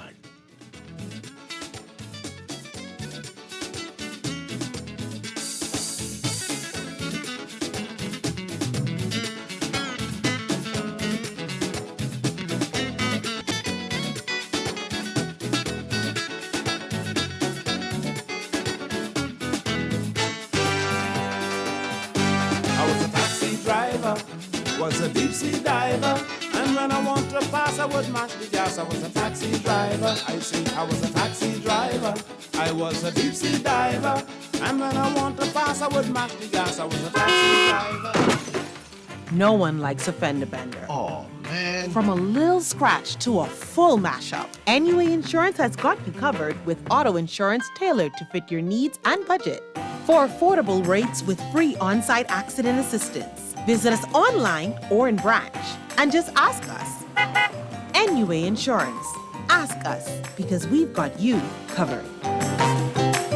Unwrap the gift of style with Nassau Tile's Holiday Warm-Up event from November 17th to 29th. Now is the time to beat the holiday rush with savings so hot you'll feel the cheer. Save 20% off store-wide on all tile, setting materials, backsplashes, mosaics, trims, and more. Gobble up even more savings on selected net items. Shop the Holiday Warm-Up event at Nassau Tile for a feast of savings. Visit Cogswell Street or call 322-2100 to check off your holiday style wish list today.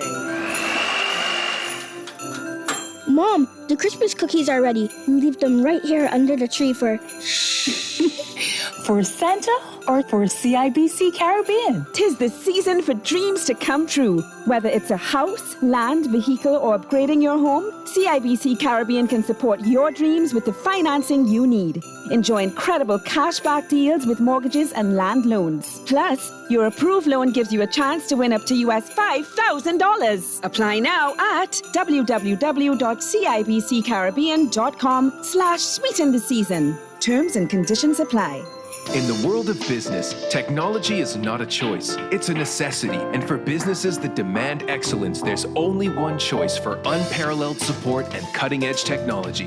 Custom Computers. You have challenges and we have solutions. Computing, networking, storage, and printing for enterprises large and small, aligned with premium brands like HP, Microsoft, Konica Minolta, and more. Get tech done the right way with customers. Call the Know-How team at 396-1101. Some people come and go single day, whether through free classes for students or programs for the elderly. We've been building golden isles for years, while others waited for their time to shine. I'm Brian Brown, and I know it is something you earn. On November 24th, vote F&M, because this time around, we're going with Brian Brown. Paid for by the Free National Movement. Step inside the John Bad Bahamar, where the rhythm of the islands of the Bahamas meets the soul of New Orleans. Every night, the lights dim, the music swells, and the air fills with that unmistakable energy.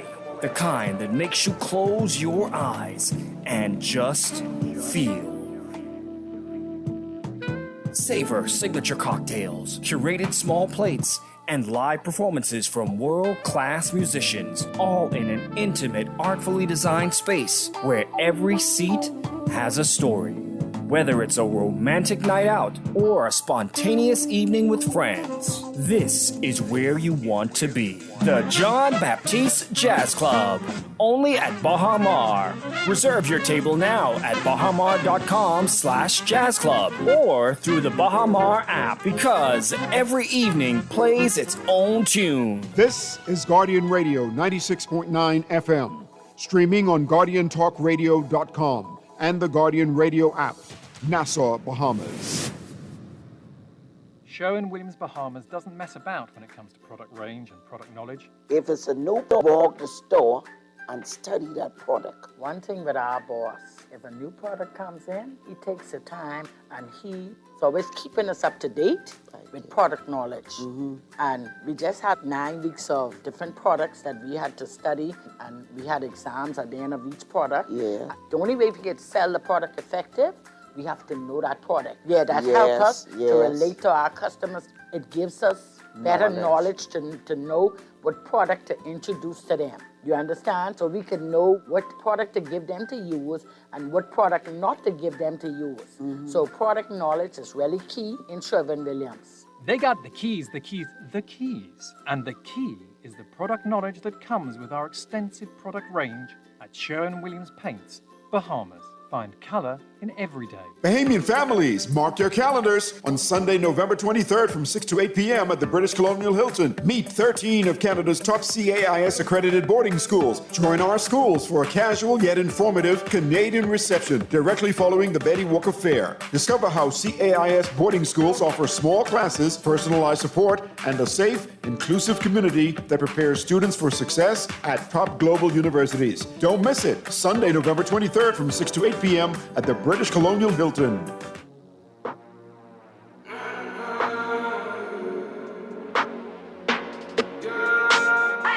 My mama called, see you on TV. Sunset done changed. Ever since we was on, I dreamed it all. I was young, they said I wouldn't be nothing. Now they always say congratulations.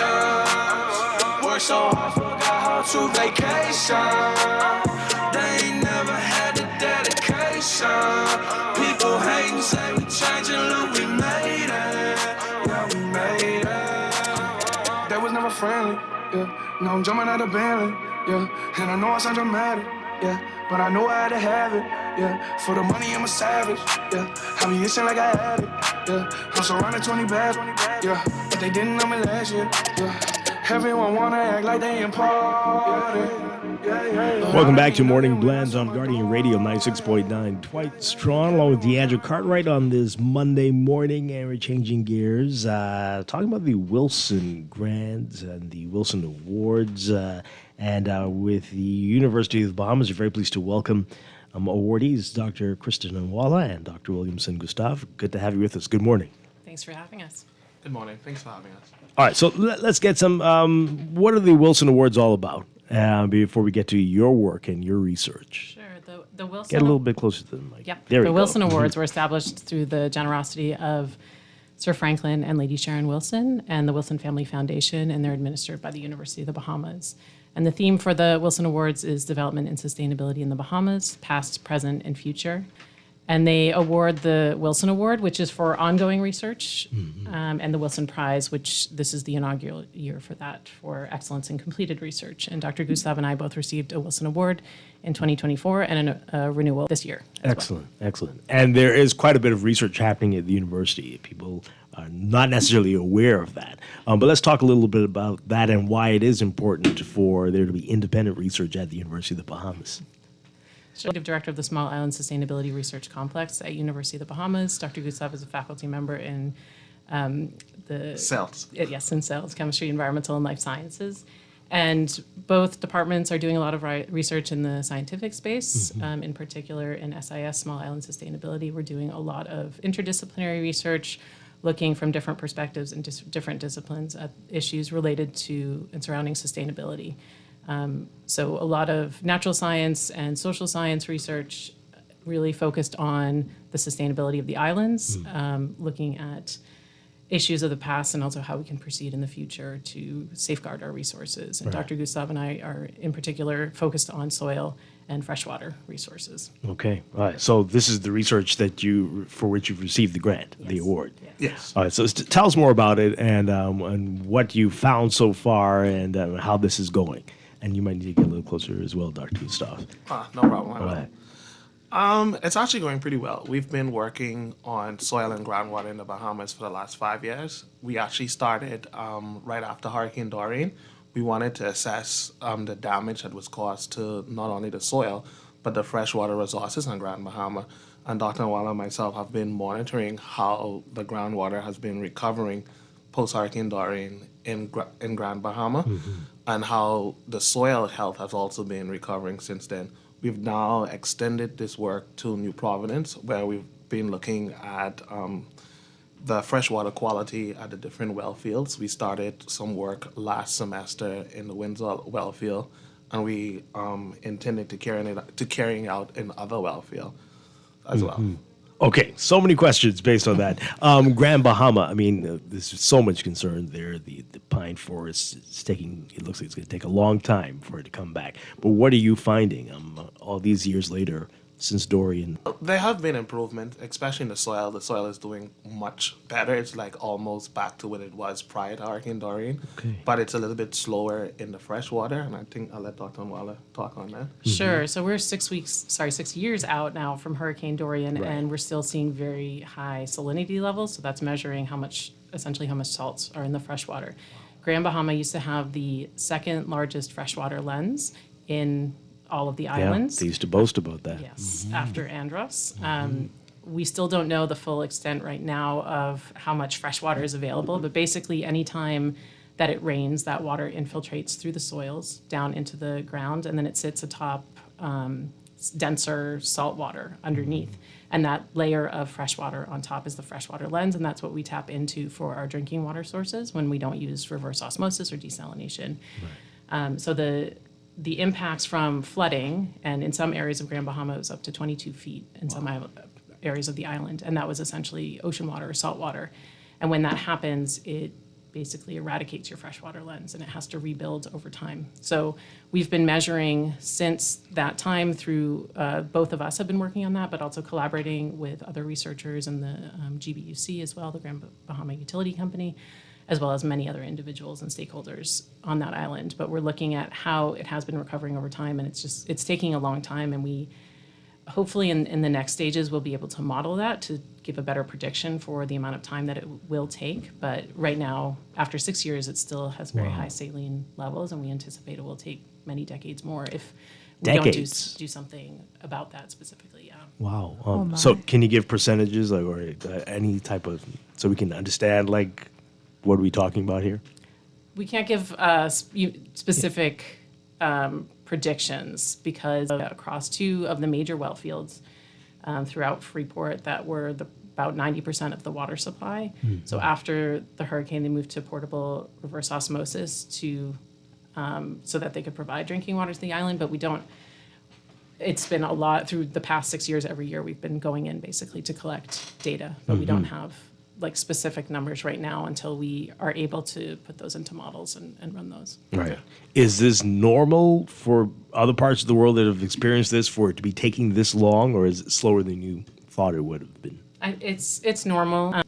Every island is different. The geology or the soil makeup, it really depends. The size of the freshwater lens depends on many different factors. So primarily geology and size of the island, but for every island, it's going to be very different.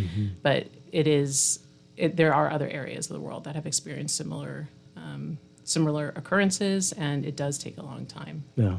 And in those terms, in the other countries, what would you say has been the average recovery time, if that information is available? I don't have that off the top of my head. I can't say with certainty. Other islands, because I hear decades, and I'm like, well, we have hurricanes and disasters almost, I want to say, very often. Yeah. So is there any opportunity for recovery? There is an opportunity for recovery, but like you mentioned earlier, we have hurricanes every year. Right. And if a hurricane comes, it could literally reset this whole process again. Yeah.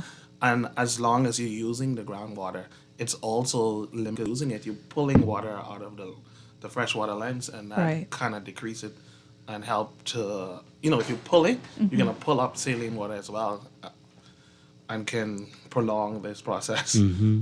Yeah. We'll get back to New Providence in a bit, but you mentioned the soil and any significant changes. What are you seeing there? Well, the soil here in the Bahamas is very sandy, which means they have lots of space in between them. So once we have good amount of rain, most of the time the salt is able to just wash straight away and make its way, unfortunately, to the water. Oh, wow. So the soil recovers quicker, but the water takes long. Oh, wow. Yeah, it takes a bit to recover because, you see, if we had clay soils, then it would have been much longer. But because we have sandy soils for the most part, it can get washed out very quickly. But that's not necessarily a good thing that it gets washed out very quickly. Not only the salt is getting washed out very quickly, the nutrients as well. Yeah, wow. All right, so you're testing the groundwater in New Providence. Why are you doing that? Well, New Providence, as we all know, has the highest population center. It has a very different issue, but similar results. And I'm sure many people are probably aware that we used to rely on the freshwater lens and would pull up water from the well fields around New Providence until the point where we over-extracted that we couldn't support the population with the amount of fresh water that was available. And so moved to barging water in from Andros. But that also had a high cost and did that for many, many years until we installed the reverse osmosis plants and did desalination here. So we're trying to understand as well what is looking at a similar issue of recovery, but from this standpoint in New Providence, we're focused on over-extraction or basically pulling up, as Dr. Gustav was just talking about, pulling up from the water, the freshwater lens, and seeing how long it takes to recover, because we saw salinization of the freshwater lens in New Providence as well, but not due to flooding from the hurricanes, but due to over-extraction. Right. Oh, wow. And what impact are all the floods we're having here in New Providence? Is that having an impact on anything, groundwater, soil, or what are we seeing? Well, it's definitely having an impact with. It's definitely having an impact on soils because the more flooding you have, the more waterlogged the soils become, and it can be very problematic because when soils are flooded with water for a long period of time, different microbial communities become active, and different nutrients become mobile, and they could move out away. Even metals that would probably be trapped, because you see the soil act as, for lack of a better term, a kidney for the groundwater. So when it's flooded, it's unable to function and trap all of these things, and they become mobile, and then they can move down in. A lot of time when it floods and you have moving water, you remove the topsoil, and the structure of the soil get damaged, especially because of the way we construct our buildings and also the way we treat the soil. Yeah. We tend to break up the structure. So it doesn't have a firm structure, so when it rains, it just get washed away. Wow. You'd see that people would buy soil, put in their yard, and then they have a big rain, and then they're left with no soil because that's not trapped there. So you lose a lot of soil in that manner. So those rains are very problematic, even though I guess, Dr. Anwala, it may be advantage in terms of groundwater recharge, right? Since you have more water, if it can make it through. Yeah, so actually that's one component that's really important for freshwater lens is just having the amount of water, of fresh water. So when we do see flooding due to rain events here, we're getting more water into the freshwater lens, but the water quality may be impacted for the reasons that Dr. Gustav was mentioning, because you're disrupting the natural cycle where you have that water filtered through the soils, but when it's ponding on top of the surface, then you can pick up contaminants from roadways and from other things that normally it would have more time to recover, but it's just passing very quickly into the freshwater lens. So for folks with private wells, what does that mean? Oh boy, a sigh, a big sigh. Well, yes, I would strongly discourage people to have private wells. Well, you might need to say that again. For a number of reasons, especially with all of the flooding that we've been having. So these private wells, if not equipped with proper filters, when it rains and flood, it brings a lot of runoff from everywhere else that may have contaminants, and that may make their way inside the wells. And then if people are drinking that water, that could become very problematic. In addition to these other contaminants, you have microbial contaminants that could make their way there. And if nutrients get into your well, you can have blooms of algae that can release toxins that when you drink that water, even if it's filtered, it can make it through. That can be very problematic. So I would strongly encourage people not to have these private wells monitored carefully and appropriately. And I would say that one thing that's important to note is Water and Sewage Corporation, Grand Bahama Utility Company, the government structures are set up to test water and ensure the safety of water that we receive in our homes. Right. And when you have drinking wells that are outside of that normal process and you're not doing regular testing, then there's no guarantee about the quality of the water. Scary. So if for the few farms that we have and backyard farmers, what do they need to keep in mind with what you're finding in your research? And Grand Bahama as well, I guess. Well, I'll talk in terms of soil salinity. If you have farms in Grand Bahama right after Dorian, these soils may not have been appropriate for growth. But based on our studies, what we've been measuring for the past 5 years, the soil is almost back to, well, if not exactly what it was prior to Hurricane Dorian. Because prior to us doing this work, we don't have any data on what the soil actually was. Right. But what it is now, it's comparable to what one would say healthy soils in terms of salinity. So you can go back and start farming. But at the same time, if you are going to farm and you really care about the environment, you need to be very careful in terms of how you use fertilizers. Because whatever you put in the soil is going to make its way somehow to your table. Wow. So if you are using fertilizers, try to use it as recommended by the company. Because if you put excess fertilizers, when we have extreme events, extreme flooding event, these fertilizers will run off and could be very, very problematic. They can make their way into the groundwater. They can make their way into other water sources and cause serious problems. Yeah. Wow. And how this helps you and what happens next? Sure. So the grant that we were awarded last year allowed Dr. Gustav and I the opportunity to participate in this project in Grand Bahama.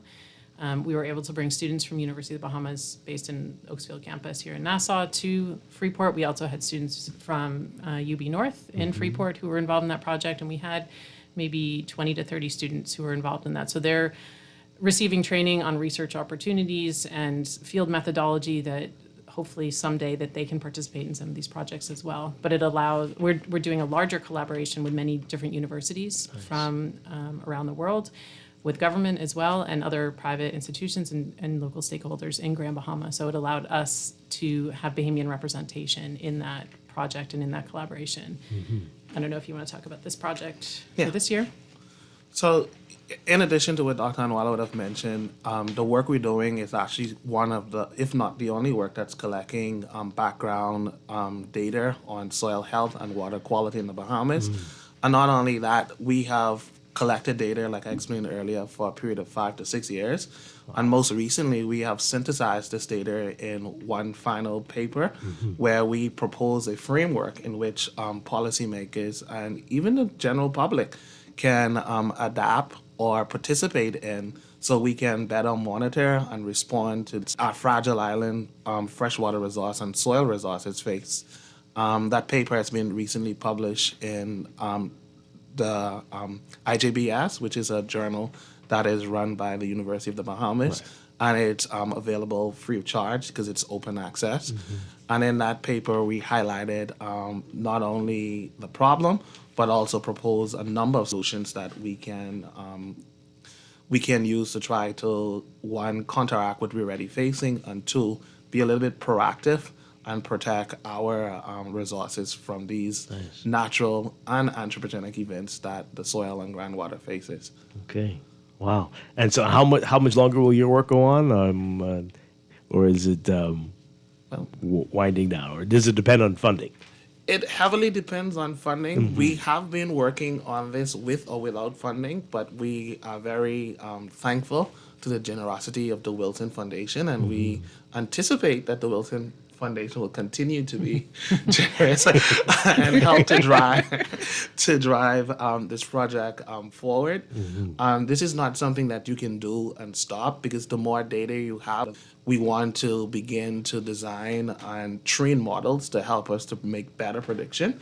And these models would be more accurate with the more data that we have.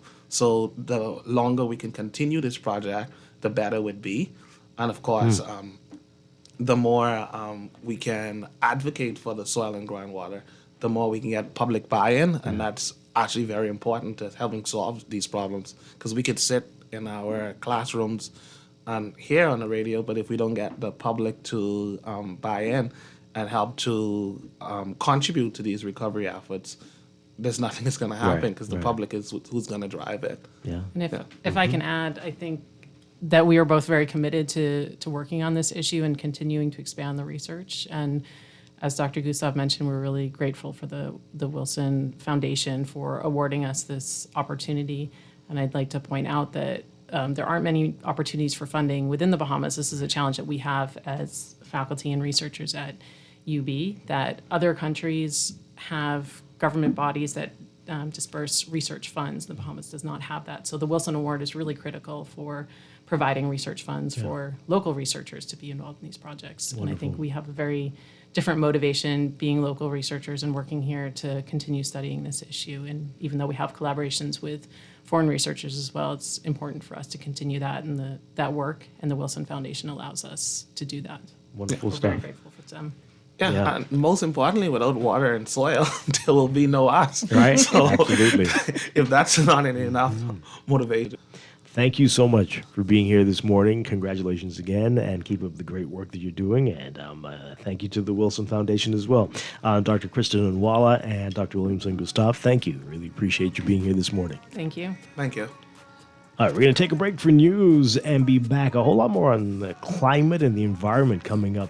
Stay with us here. This is Morning Blend on Guardian Radio 96.9. TV, sunset done change. Ever since we was on, I dreamed it all. Ever since I was young, they said I wouldn't be nothing. Now they always say congratulations. Worked so hard, forgot how to vacation. They ain't never had the dedication. People hate and say we changing. No one likes a fender bender. Oh, man. From a little scratch to a full mashup, NUA Insurance has got you covered with auto insurance tailored to fit your needs and budget. For affordable rates with free on-site accident assistance, visit us online or in branch and just ask us. NUA Insurance. Ask us because we've got you covered. Tired of banks forcing you to use technology to bank the way they want you to? Your convenience is important. So no matter what your banking needs, Commonwealth Bank's friendly staff are always available in branch for that personal one-on-one service. But when you choose technology, our online and mobile banking app offers you state-of-the-art functionality. The choice is yours. Commonwealth Bank. Bank the way you want. If you come from the island, you know nothing is more important than family. I am Brian Brown, and the people of Golden Isles are my family. I'm proud to serve my neighbors, asking for your vote to be your next MP. I believe in showing up all the time, not just election time. So on November 24th, vote F&M, because this time around, we are going with Brian Brown. Paid for by the Free National Janae's Movement. Chesapeake Road Christmas Wonderland is open. Get up to 40%, yes, 40% off decorations this season. Christmas trees in a variety of sizes and colors, and decorated by choosing from the largest variety of Christmas decorations in town. Musical LEDs and laser lights, ornaments, lighted angels and Santas, garlands, wreaths, tree skirts, stockings, and lots more. Oh, the array of flowers and picks choices. And don't forget the toys, they're 40% off. Up to 40% Christmas at Janae's. Restrictions apply. Check out some selections online at www.janaes.com. At Cleveland Clinic, you set your course, not cancer. So when your journey takes an unexpected turn, you seek out the experts who've conquered it before, and you forge new paths to help fight cancers. For every route to a cure, for every care in the world. See how we're innovating cancer care at Cleveland Clinic. And your budget? At Star General Insurance, we've got you covered. Whether it's motor insurance with flexible options for third-party liability and comprehensive coverage, or commercial insurance products that protect your business, we have choices you can afford. Own a home or renting? Our home insurance products have just what you need. And for the adventurers out there, we offer marine insurance too. Visit our website or social media pages for contact information and quotes. Star General, insurance made simple. Some people come and go. Others work for you every single day, whether through free classes for students or programs for the elderly. We've been building Golden Isles for years, while others waited for their time to shine. I'm Brian Brown, and I know it is something you earned. On November 24th, vote F&M, because this time around, we're going with Brian Brown. Paid for by the Free National Movement. Don't wait for a storm to arrive. Stock up on hurricane supplies, make home repairs, purchase a generator, and more this hurricane season with a Fidelity personal loan. Make that move today. Call 356-7764. Fidelity, we're good for you. For fast, reliable, and impactful printing services, look no further. Let Printmasters bring your masterpiece to life. We stand by our quality products that is second to none. Our affordable pricing and friendly, efficient staff makes Printmasters. We can deliver any type of printing services, from banners to booklets to business cards. You name it, we can print it. Let Printmasters bring your masterpiece to life. Located in the Nassau Guardian Building, telephone 302-2361. This is Guardian Radio 96.9 FM, streaming on GuardianTalkRadio.com and the Guardian Radio app, Nassau, Bahamas. The views and opinions of the hosts and guests are their own and do not necessarily reflect the views of the management and staff of Guardian Radio. Wake up, it's a new day. Wake up, it's a new day.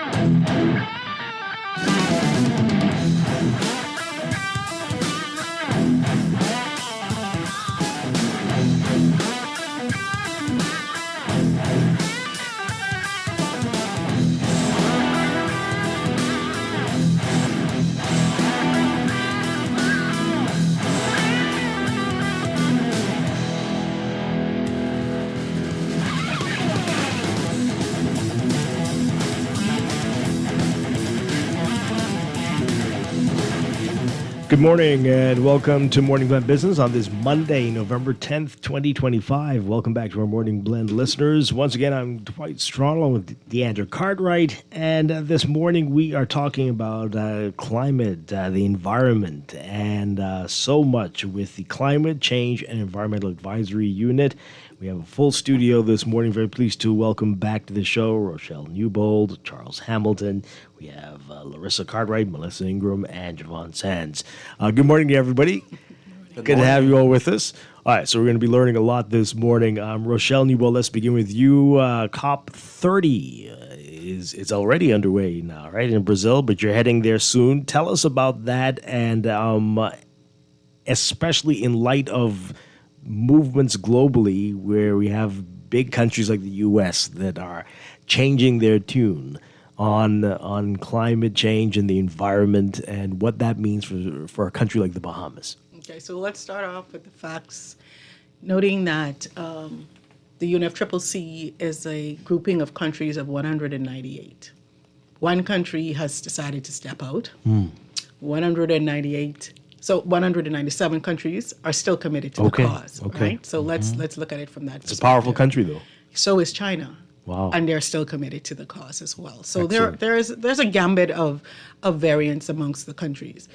Needless to say, no matter what any of them decide to do, we small island states are still going to be fraught with situations where our people and our country has to make decisions. We have to make adjustments in order for us and the generations to come to be able to sustain ourselves in a way, in a manner, in a way that we become accustomed to.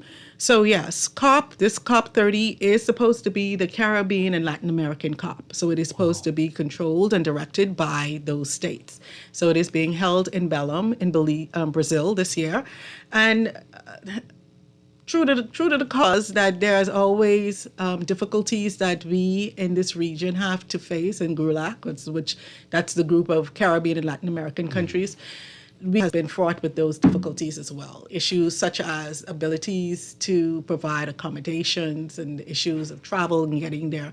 Many countries have been struggling through, and Brazil is trying its best to accommodate those issues and to ensure that everybody will be able to participate. But it is, Belém isn't Rio, it's not São Paulo, it is a small area, a small locale in Brazil.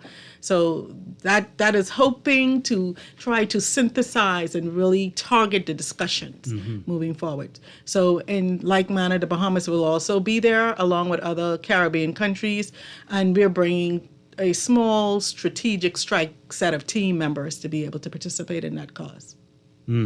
Okay. So when you say the Caribbean, the focus, what are we expecting there? What are you anticipating will be some of the issues that are discussed? The same issues that we've always been discussing, issues relative to climate finance, issues relative to fossil fuel and we're moving away from fossil fuel and trying to agree as to how the world will move strategically in that vein.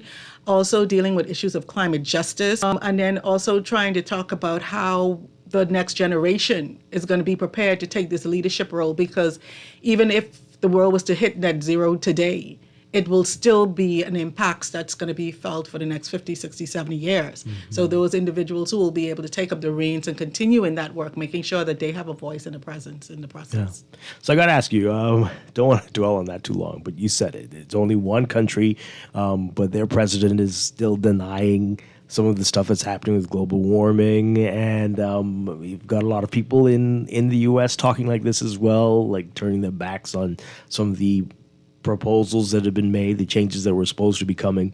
Does that not make your work harder?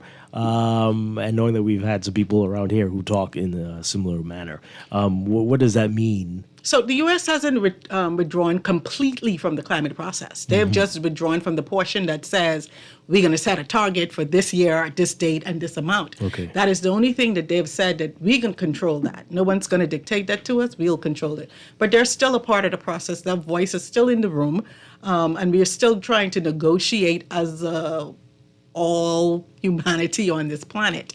Right? So what they intend to do from their economic standpoint still creates issues for them as well in terms of climate impacts. I mean, let's not just forget California was on fire and the levels of drought. It's not like they're sitting over there and nothing's happening to them, like they're in this place called Goshen and the rest of us in Egypt. No, we're all still in Egypt, and all the plagues are impacting everybody.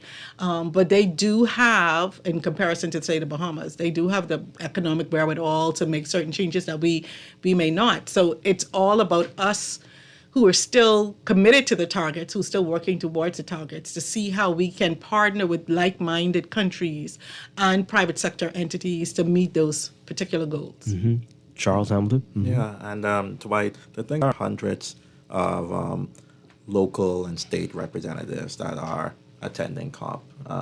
Just like in the previous time when there was the withdrawal, you saw a really big push by cities, right, and local governments to be able to drive climate action. And really, it's those states and those big cities in the U.S. that see the importance of really embedding climate action into their strategic policies, because that's what's going to help to protect their cities' growth and development. So you're saying the same thing here in Belém. Right. Wow. And so if we could just draw attention, say, to one part of the economy, even though they're still wanting to push the issue of fossil fuel, you'll still see that electric vehicles are still the numbers are still increasing. So, it's what's being said and what's being done. And like your mommy always tell you, see what they doing, not what they saying. Right. And be guided by that.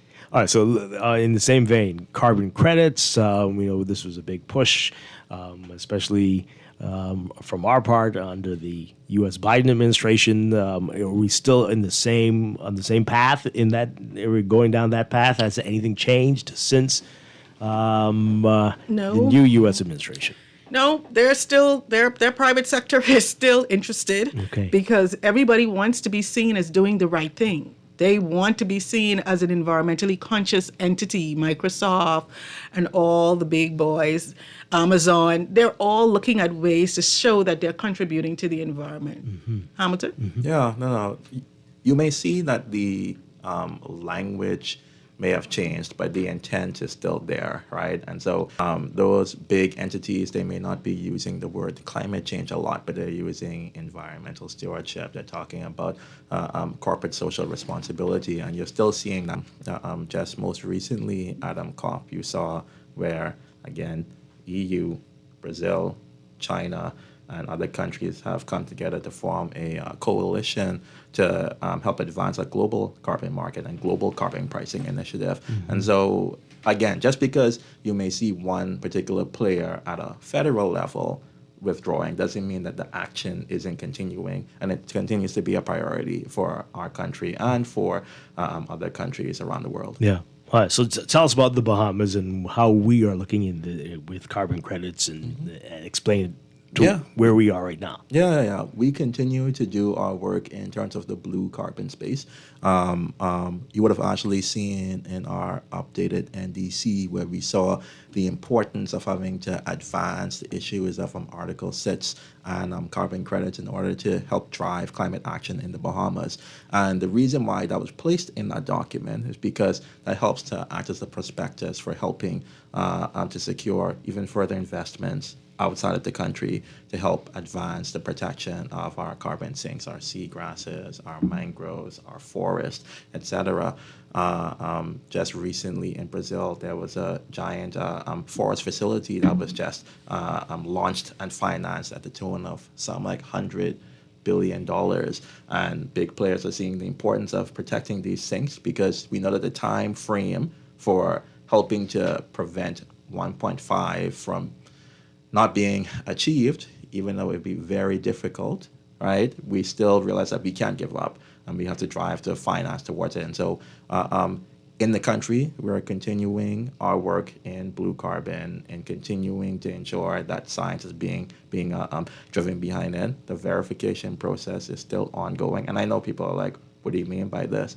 But the reality is that to avoid this issue of greenwashing or blue for your decisions are based in science and based in independent auditing, and is based in ensuring that you measure twice and then cut once, and that's what we're trying to do in country. And so, again, I don't want to preempt what's being done because I don't want to rush the science that's being done, but it's continuing to be a priority for our country. And I can assure you that as we have even more updates, we will share with the BM people, and I think that it will be exciting. All right, so we've not made any money as yet from carbon credits or anything like that. No, the shop hasn't opened yet. The shop hasn't opened yet. All right, but you building the stuff behind the... Correct. Okay. Correct. And you'll have a higher value product because you've done the work. What we've seen is where people have rushed the work, you've seen a lower value for what you're trying to protect. Any idea when the grand opening is going to be? Well, hopefully we're targeting 2026 for sure. That's just a few months away. Just less than 90 days. Yeah. Okay. But it runs for 360. Right. All right. So realistically, what are we looking at here? How much potentially could we earn for low end and high end? You've been asking us this I got to question keep for asking forever, this. right? and we're saying, it's a market driven process, and it's the science that dictates where the value starts. So if we're still working on concretizing where the value starts, it's a folly for us to go and tell the Bahamian it's buzuku dollars when we don't know if it's buzuku dollars until we actually get all the data. Right now, we're concluding the last bits of our assessments, and then those assessments, we don't set it. No. It has to be verified independently, so it goes to another international entity, and they said yes. A is A and B is B, and then we take that number, and then we go into the private sector, and then we say, this is what we're offering for you. And the demand, the longer we have taken, the more the demand has gone up. So we haven't lost anything.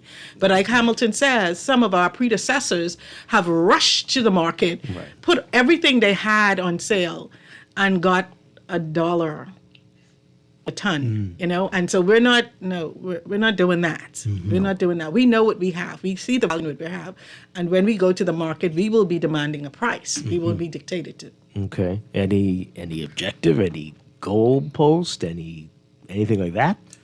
I'm a environmental technocrat, not a finance person. So I will lay my case right there. Okay. All right. All right. So Charles Hamilton mentioned the NDC. Let's explain what that is to the public and what we're looking at here. Jervon Sands.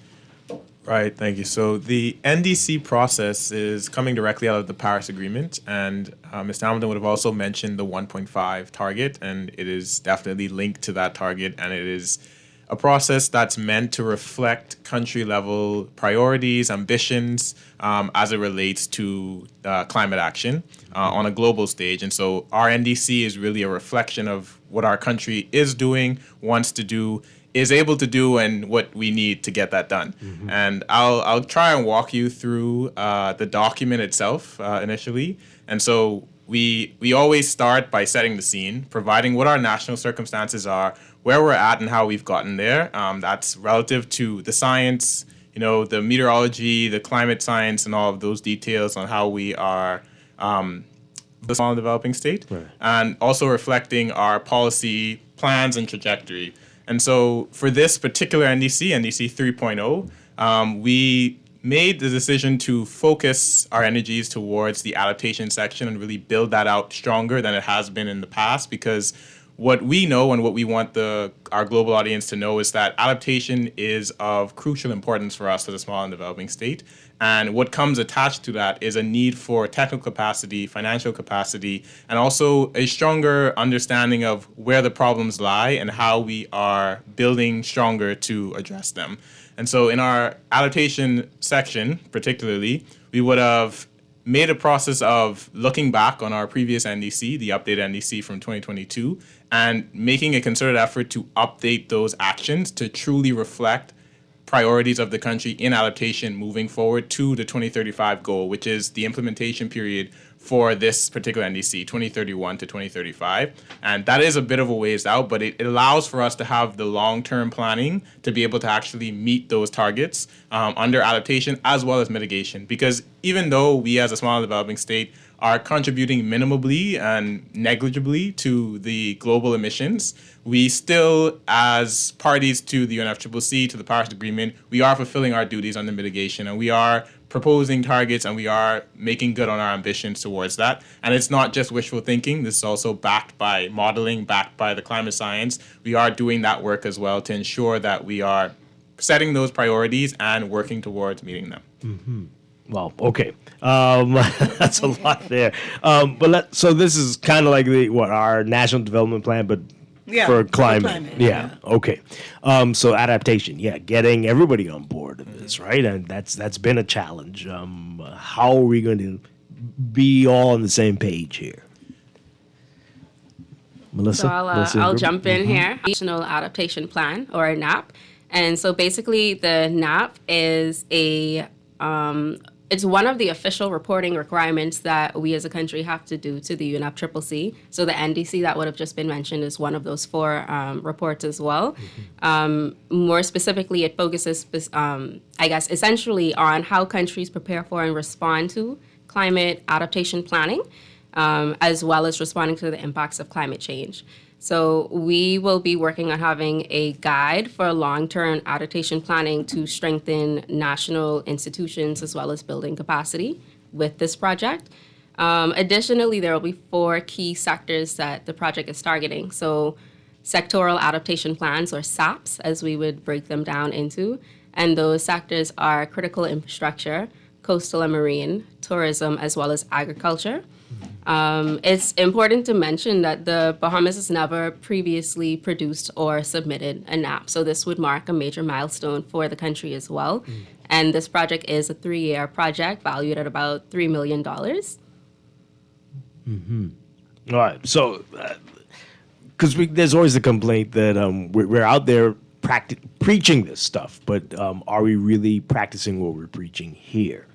Do you have concerns about that? And again, what can we do to make sure that when people see everything that we're doing, they're like, yeah, they're very serious about this? What can be done? Anybody can jump in. Jervon? I'll jump in here to highlight the stakeholder consultation that would have been a crucial part of our adaptation chapter in our NDC. I think that is one of the mechanisms we employ to ensure that we're all on the same page, to ensure that the work that we're doing is being reflected out. And that consultation would have involved not only stakeholders in various sectors around the country comprised in the National Climate Change Committee, but also our youth voices from the Bahamas National Youth Committee. Mm-hmm. And as Director would have mentioned earlier, I was former climate change ambassador, and we have those ambassadors, their voices being reflected, their critiques being reflected. And so we're trying to bring everyone into this space on the same page so that when we move forward, those actions are reflecting the actions of the Bahamian people. Yeah. Mm-hmm. Yeah. And so Dwight, another thing I just really want to draw people's attention to, because sometimes we make decisions, we take actions, but people aren't necessarily making the connections. Right. When in our since independence, have we ever region of islands within our archipelago? Whenever. Never. And people be like, oh, is this a one-off? No, it probably won't be, because it's Melissa, it's Dorian. No, these are looking like these are going to be continuing issues that we're going to have to face. So having a project like the NAP is critically important, because what it is that we're going to be talking to each of the islands to find out how they wish to address these adaptation issues that they're going to have to embrace and to take on. The way we build critical infrastructure, the way we build has to change. No, you can't. I'm sorry, you can't have this beachfront property where you roll out of your bed onto your beach into the water. No, because you know what? Sea level rise is coming, the beach is eroding, and storm surges will take you out, right? We need to talk about the issues of agriculture. Yes, we've been importing a lot of our foods, but we're seeing a global shift all around. Food is going to become a critical demand for everybody. There may not be, if we don't get priced out of the system, quantity might not be available for anybody to send you stuff. So we now need to take charge of what we eat, what we grow, and where it is being grown. And then when you talk about issues about tourism, yes, tourism has been the goose that's laid the golden egg for many, many years. But if infrastructure and climate change comes in, where will these people be going, right? Where will we be going? Because our population number hasn't stagnated, it hasn't decreased, it continues to grow. And therefore that means that we have to provide sustainable livelihood. And I know that there's been a lot of talk in the papers about the availability of housing. How are we gonna house all these people? We live on an island. That's the one thing that's not expanding, right? So you're talking about a lot of cultural changes that has to be taken on board.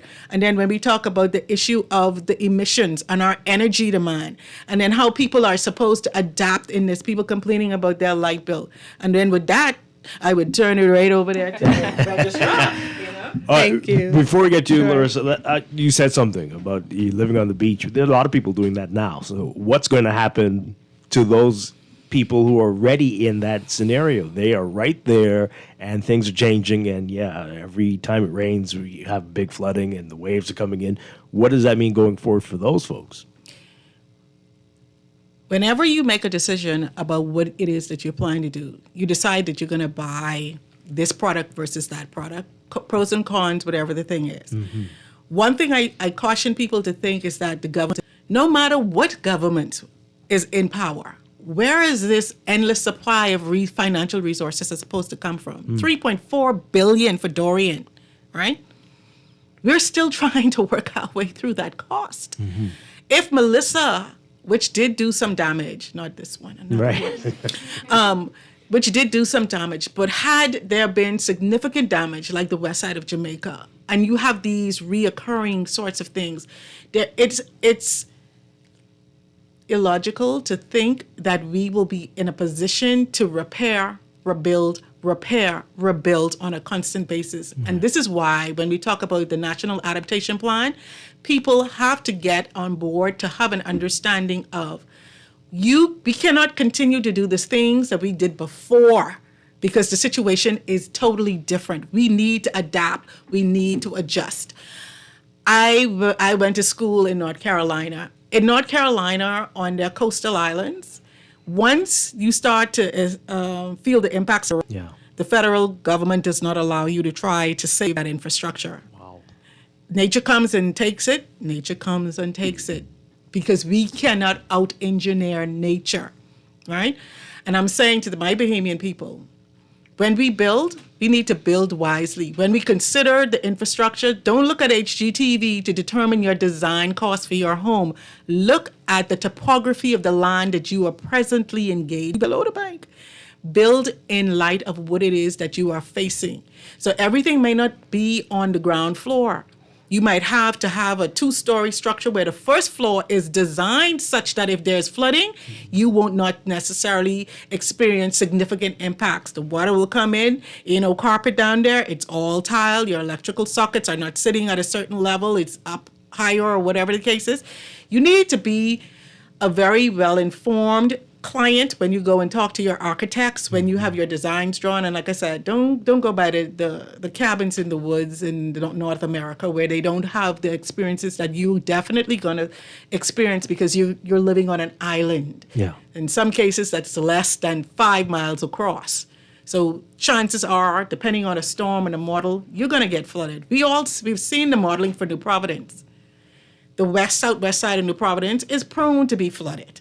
So that means that whatever we are doing as homeowners on that section of the island, we need to do that with that in mind. And so heavy stuff. And so Charles, we can preempt what the NAP will advise to create the plan and to be able to say these are the recommendations and this is the type of resources that we will require. And I can tell you just from us publishing our new NDC, we've already started having persons internationally saying, wow, this is a really well-written document. And is there ways that you can highlight this so that we can find partners? And so, again, you need to write the vision. You go ahead and you have the recommendations in place, and then we see how we can act from there.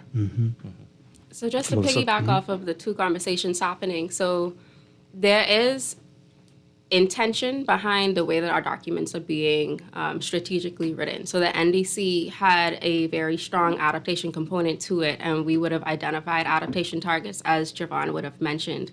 Our NAP would be building off of those same targets that we would have identified our key priorities for the country. And so with us having this level of connectivity between the two documents, it's just really important to note that, especially with the outputs of the NAP being climate risk and vulnerability maps that are going to be produced for up to 4 to 5 different islands. We'll have a revision of the climate policy, which was last written in 2005, capacity building. We'll have monitoring and evaluation as well. So all of the outputs of the project will be put together on a digital platform that's accessible for persons to be able to see what's going on. And all of these things contribute to, adaptive capacity, building resilience. Just to go back to your question. All right, and the NDC, this is 153 pages, right? Where can people... Not a lot of pictures, no. Sorry. Right, so where can people find this? As Jervon was saying, again, nationally determined contributions. Where can the public see this? And you can just Google it. Just go to Google and Google the Bahamas NDC 3.0 and boop, because it's already out there in the global ethos. Okay. We will also be placing it online on our... OPM pages, but it is on the UNFCCC. Just Google it, you'll find it. Yeah, okay, all right. Larissa Cartwright, Registrar. Tell us about your role and what people can expect from you. Awesome. Okay. Thank you for having us on the show again. So my name is Larissa Cartwright. I'm the registrar within the National Emissions Registry. The National Emissions Registry is a unit within the Office of the Prime Minister that seeks to ensure that there is a repository of data that houses our emissions information, our emissions data, to keep us on track with these targets that we've set.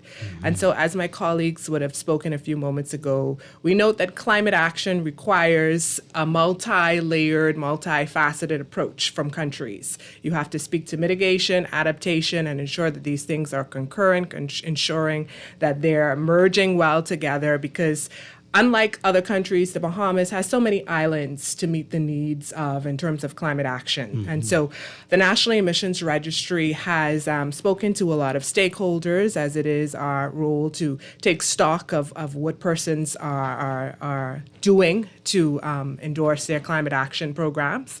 And the Green Choice Exemption Program was birthed out of our engagements with stakeholders. This program seeks to promote the importation of energy efficiency appliances, specifically for appliances, refrigerators, air conditioners, freezers, and water heaters. And so what we're trying to do is ensure that the Bahamian public is not left behind. If we're looking at the global scheme of things, those are becoming more sustainable. We're noticing that technology will phase out eventually. Countries that are bigger, more developed country, they're utilizing energy efficiency appliances. And here in the Bahamas or smaller developed countries, we're still using the things that we used in the 1990s. And so it's important for us to stay ahead of the curve. And so this program seeks to ensure that Bahamians have the opportunities so that there is no duty to bring in energy efficiency appliances that meet certain specifications. So Black Friday is coming up. Bahamians tap into that all the time. Christmas is coming up. You may be someone that is renovating. You may be building a new home. Take a look at the Green Choice Exemption Program. It will allow you to bring in, again, those 4 listed appliances, and you'll be eligible for no duty.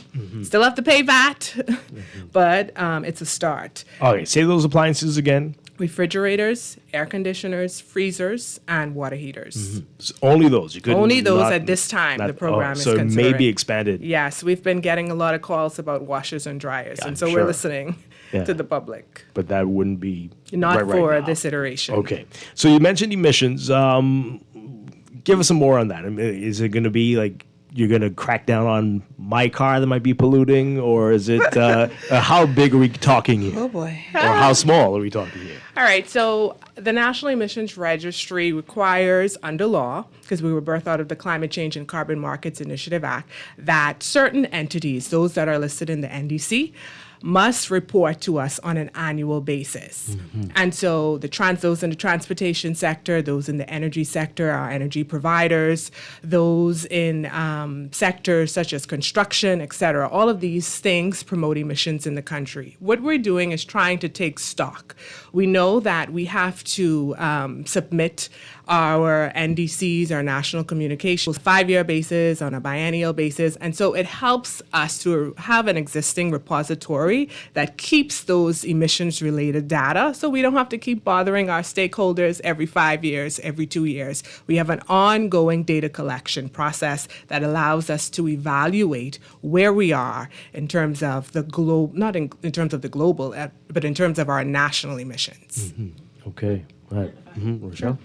So, and having that data set also allows us to be informed and therefore be making informed decisions about what things we need to advance and what things we need to put more within the reach of people, the Bahamian people. So, for instance, if your car muffler ain't working and you just all about spitting out these things, and you know very well that the gas prices may be going up shortly when all breaks loose globally, Right. and you want an electric vehicle.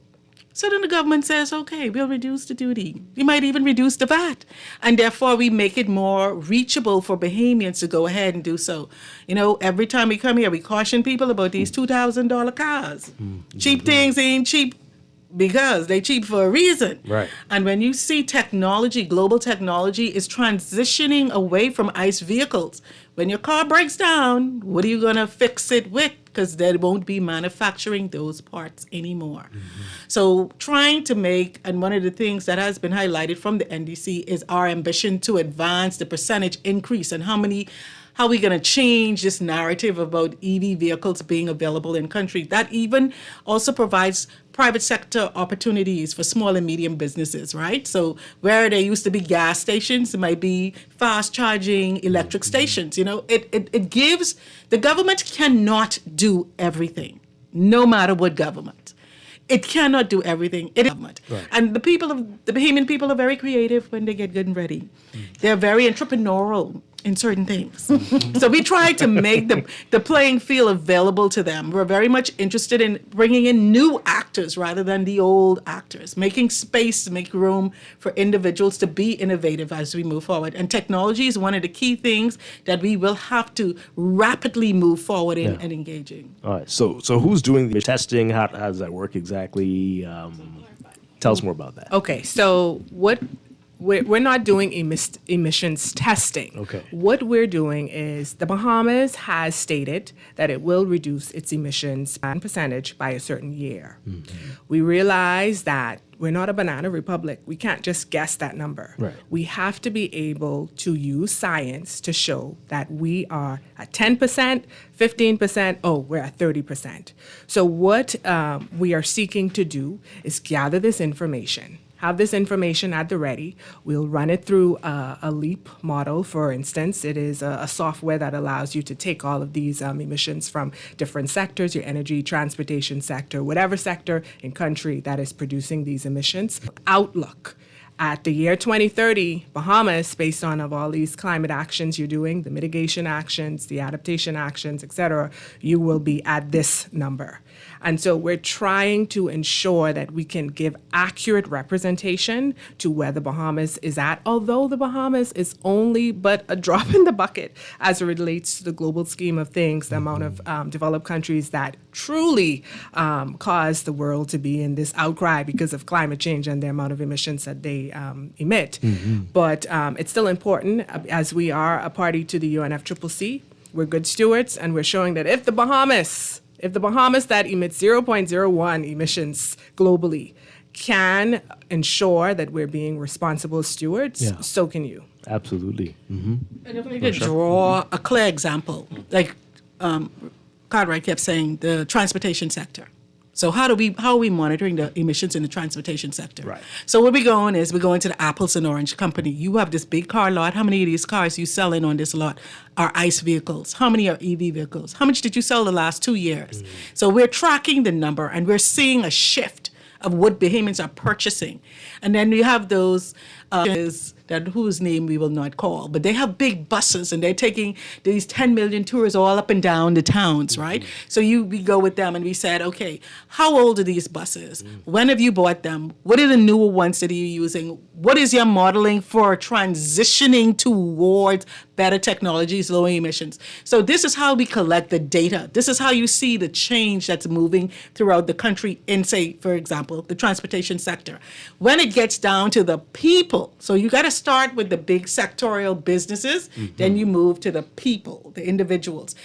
The individuals need a created platform that makes it reachable for them, because we only got one car, we only got one truck, we only got a couple motorcycles, these things are these are controllable items. So making it available to them by the reduction of duty and taxes, or even just educating them.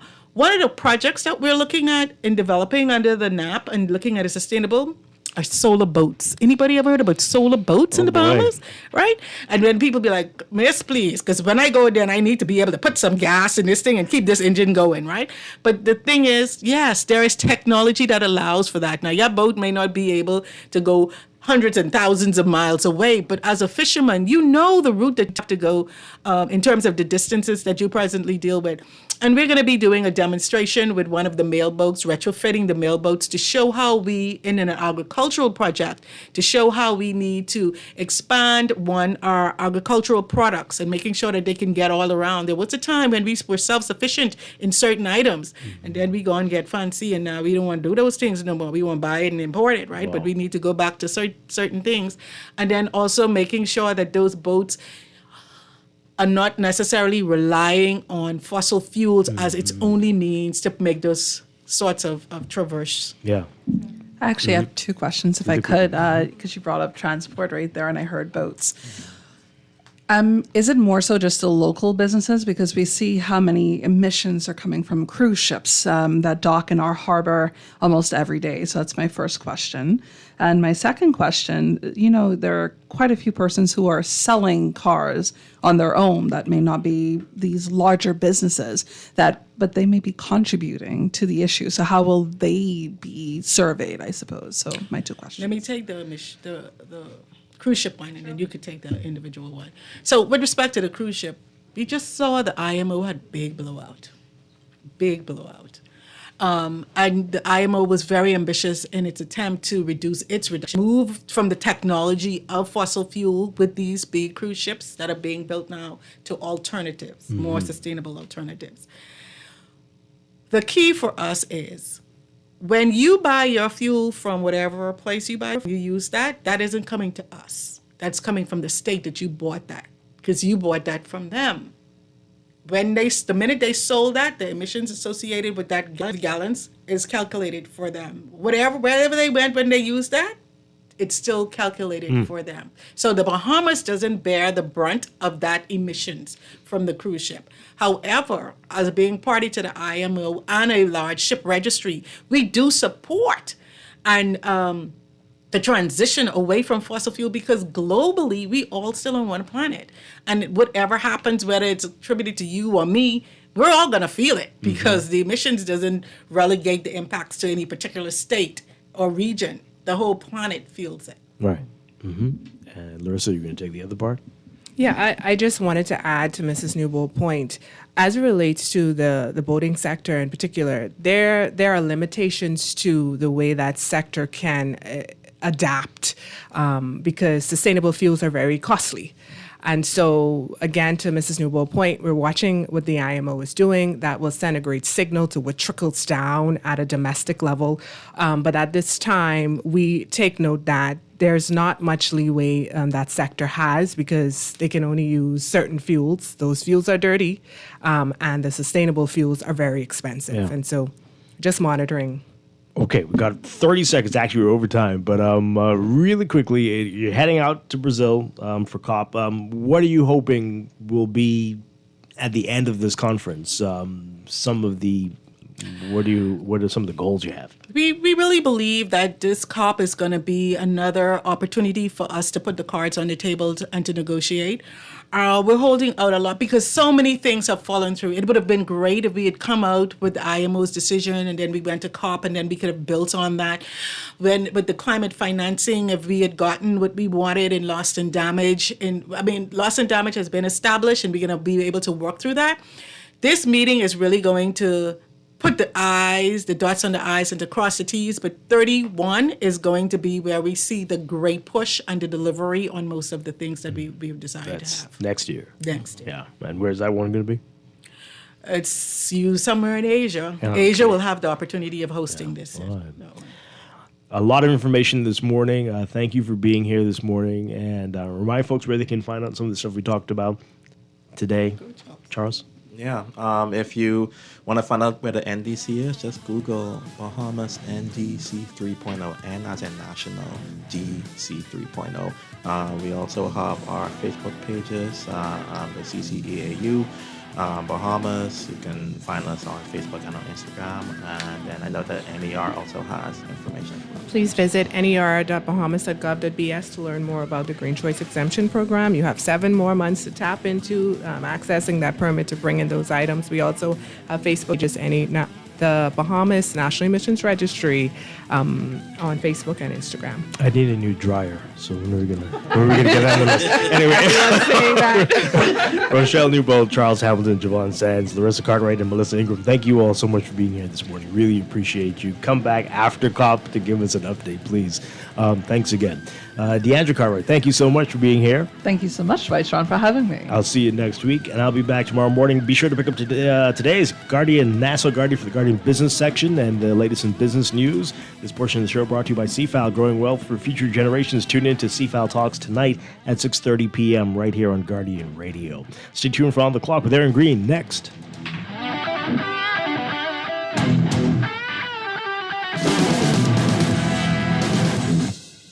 At CFAL, we understand that a secure future is the greatest gift you can give your employees. That's why our tailor-made group pension solutions are designed to fit the needs of both large and small companies. With CFAL, you can provide the retirement you and your employees deserve, ensuring peace of mind and financial stability for years to come. Join the many businesses that CFAL to create the right pension plan for their employees, and let us help you build a brighter future for your team. Visit us at cfal.com to get started on building wealth so you can live well. CFAL, growing wealth for future generations. Attention RBC clients. To comply with regulatory requirements and to avoid service interruption, you need to update your information at your RBC branch. While you're there, enroll in RBC Digital Bank 24/7 access to your accounts anytime, anywhere. Update your information and bank at your convenience with RBC Digital Banking today. Looking for the perfect Sunday outing? The National Art Gallery of the Bahamas is now open and free to all Bahamian citizens and residents. Spend the day admiring the evolution of Bahamian art. Soak in the natural beauty of our art park and take a little piece of culture home with you by browsing our gift shop. Whether you're an art lover or just curious, we've got something here for everyone. Bring your family, your partner, or your friends and let the art inspire you this Sunday and beyond. The National Art Gallery of the Bahamas, our home for Bahamian art. Southwest Plaza has so many stores, I've been trying to find a sensible way to list them all. There's CBS Bahamas, the Ashai Institute, BENC Snack World, Bamboo Shack Bahamas, there, the Athlete's Foot and BTC, Games and More, John Bull Fine Threads, Alive Bahari, Dairy Queen, 700 Wines and Spirits, Sandy's Clarkson Island Lock, Starbucks, and West Plaza. What a wide array of stores. Southwest Plaza, stop by today and explore.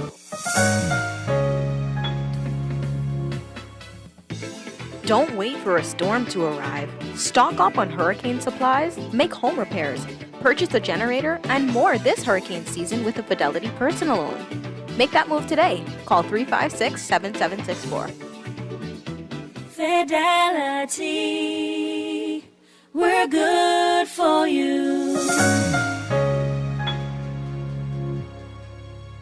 Unwrap the gift of style with Nassau Tile's Holiday Warm-Up event from November 17th to 29th. Now is the time to beat the holiday rush with savings so hot you'll feel the cheer. Save 20% off store-wide on all tile, setting materials, backsplashes, mosaics, trims, and more. Gobble up even more savings on selected net items. Shop the Holiday Warm-Up event at Nassau Tile for a feast of savings. Visit our showroom on Doddswell Street or call 322-2100 to check off your holiday style wish list today.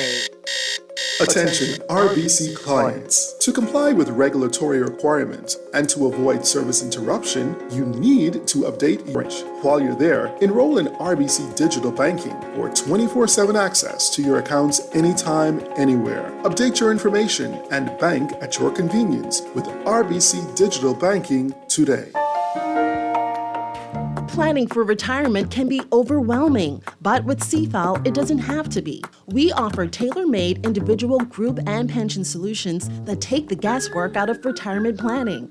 Whether it's for you or your company, don't leave your future to chance and let the trusted hands of CFAL's experts guide you toward peace of mind and financial stability.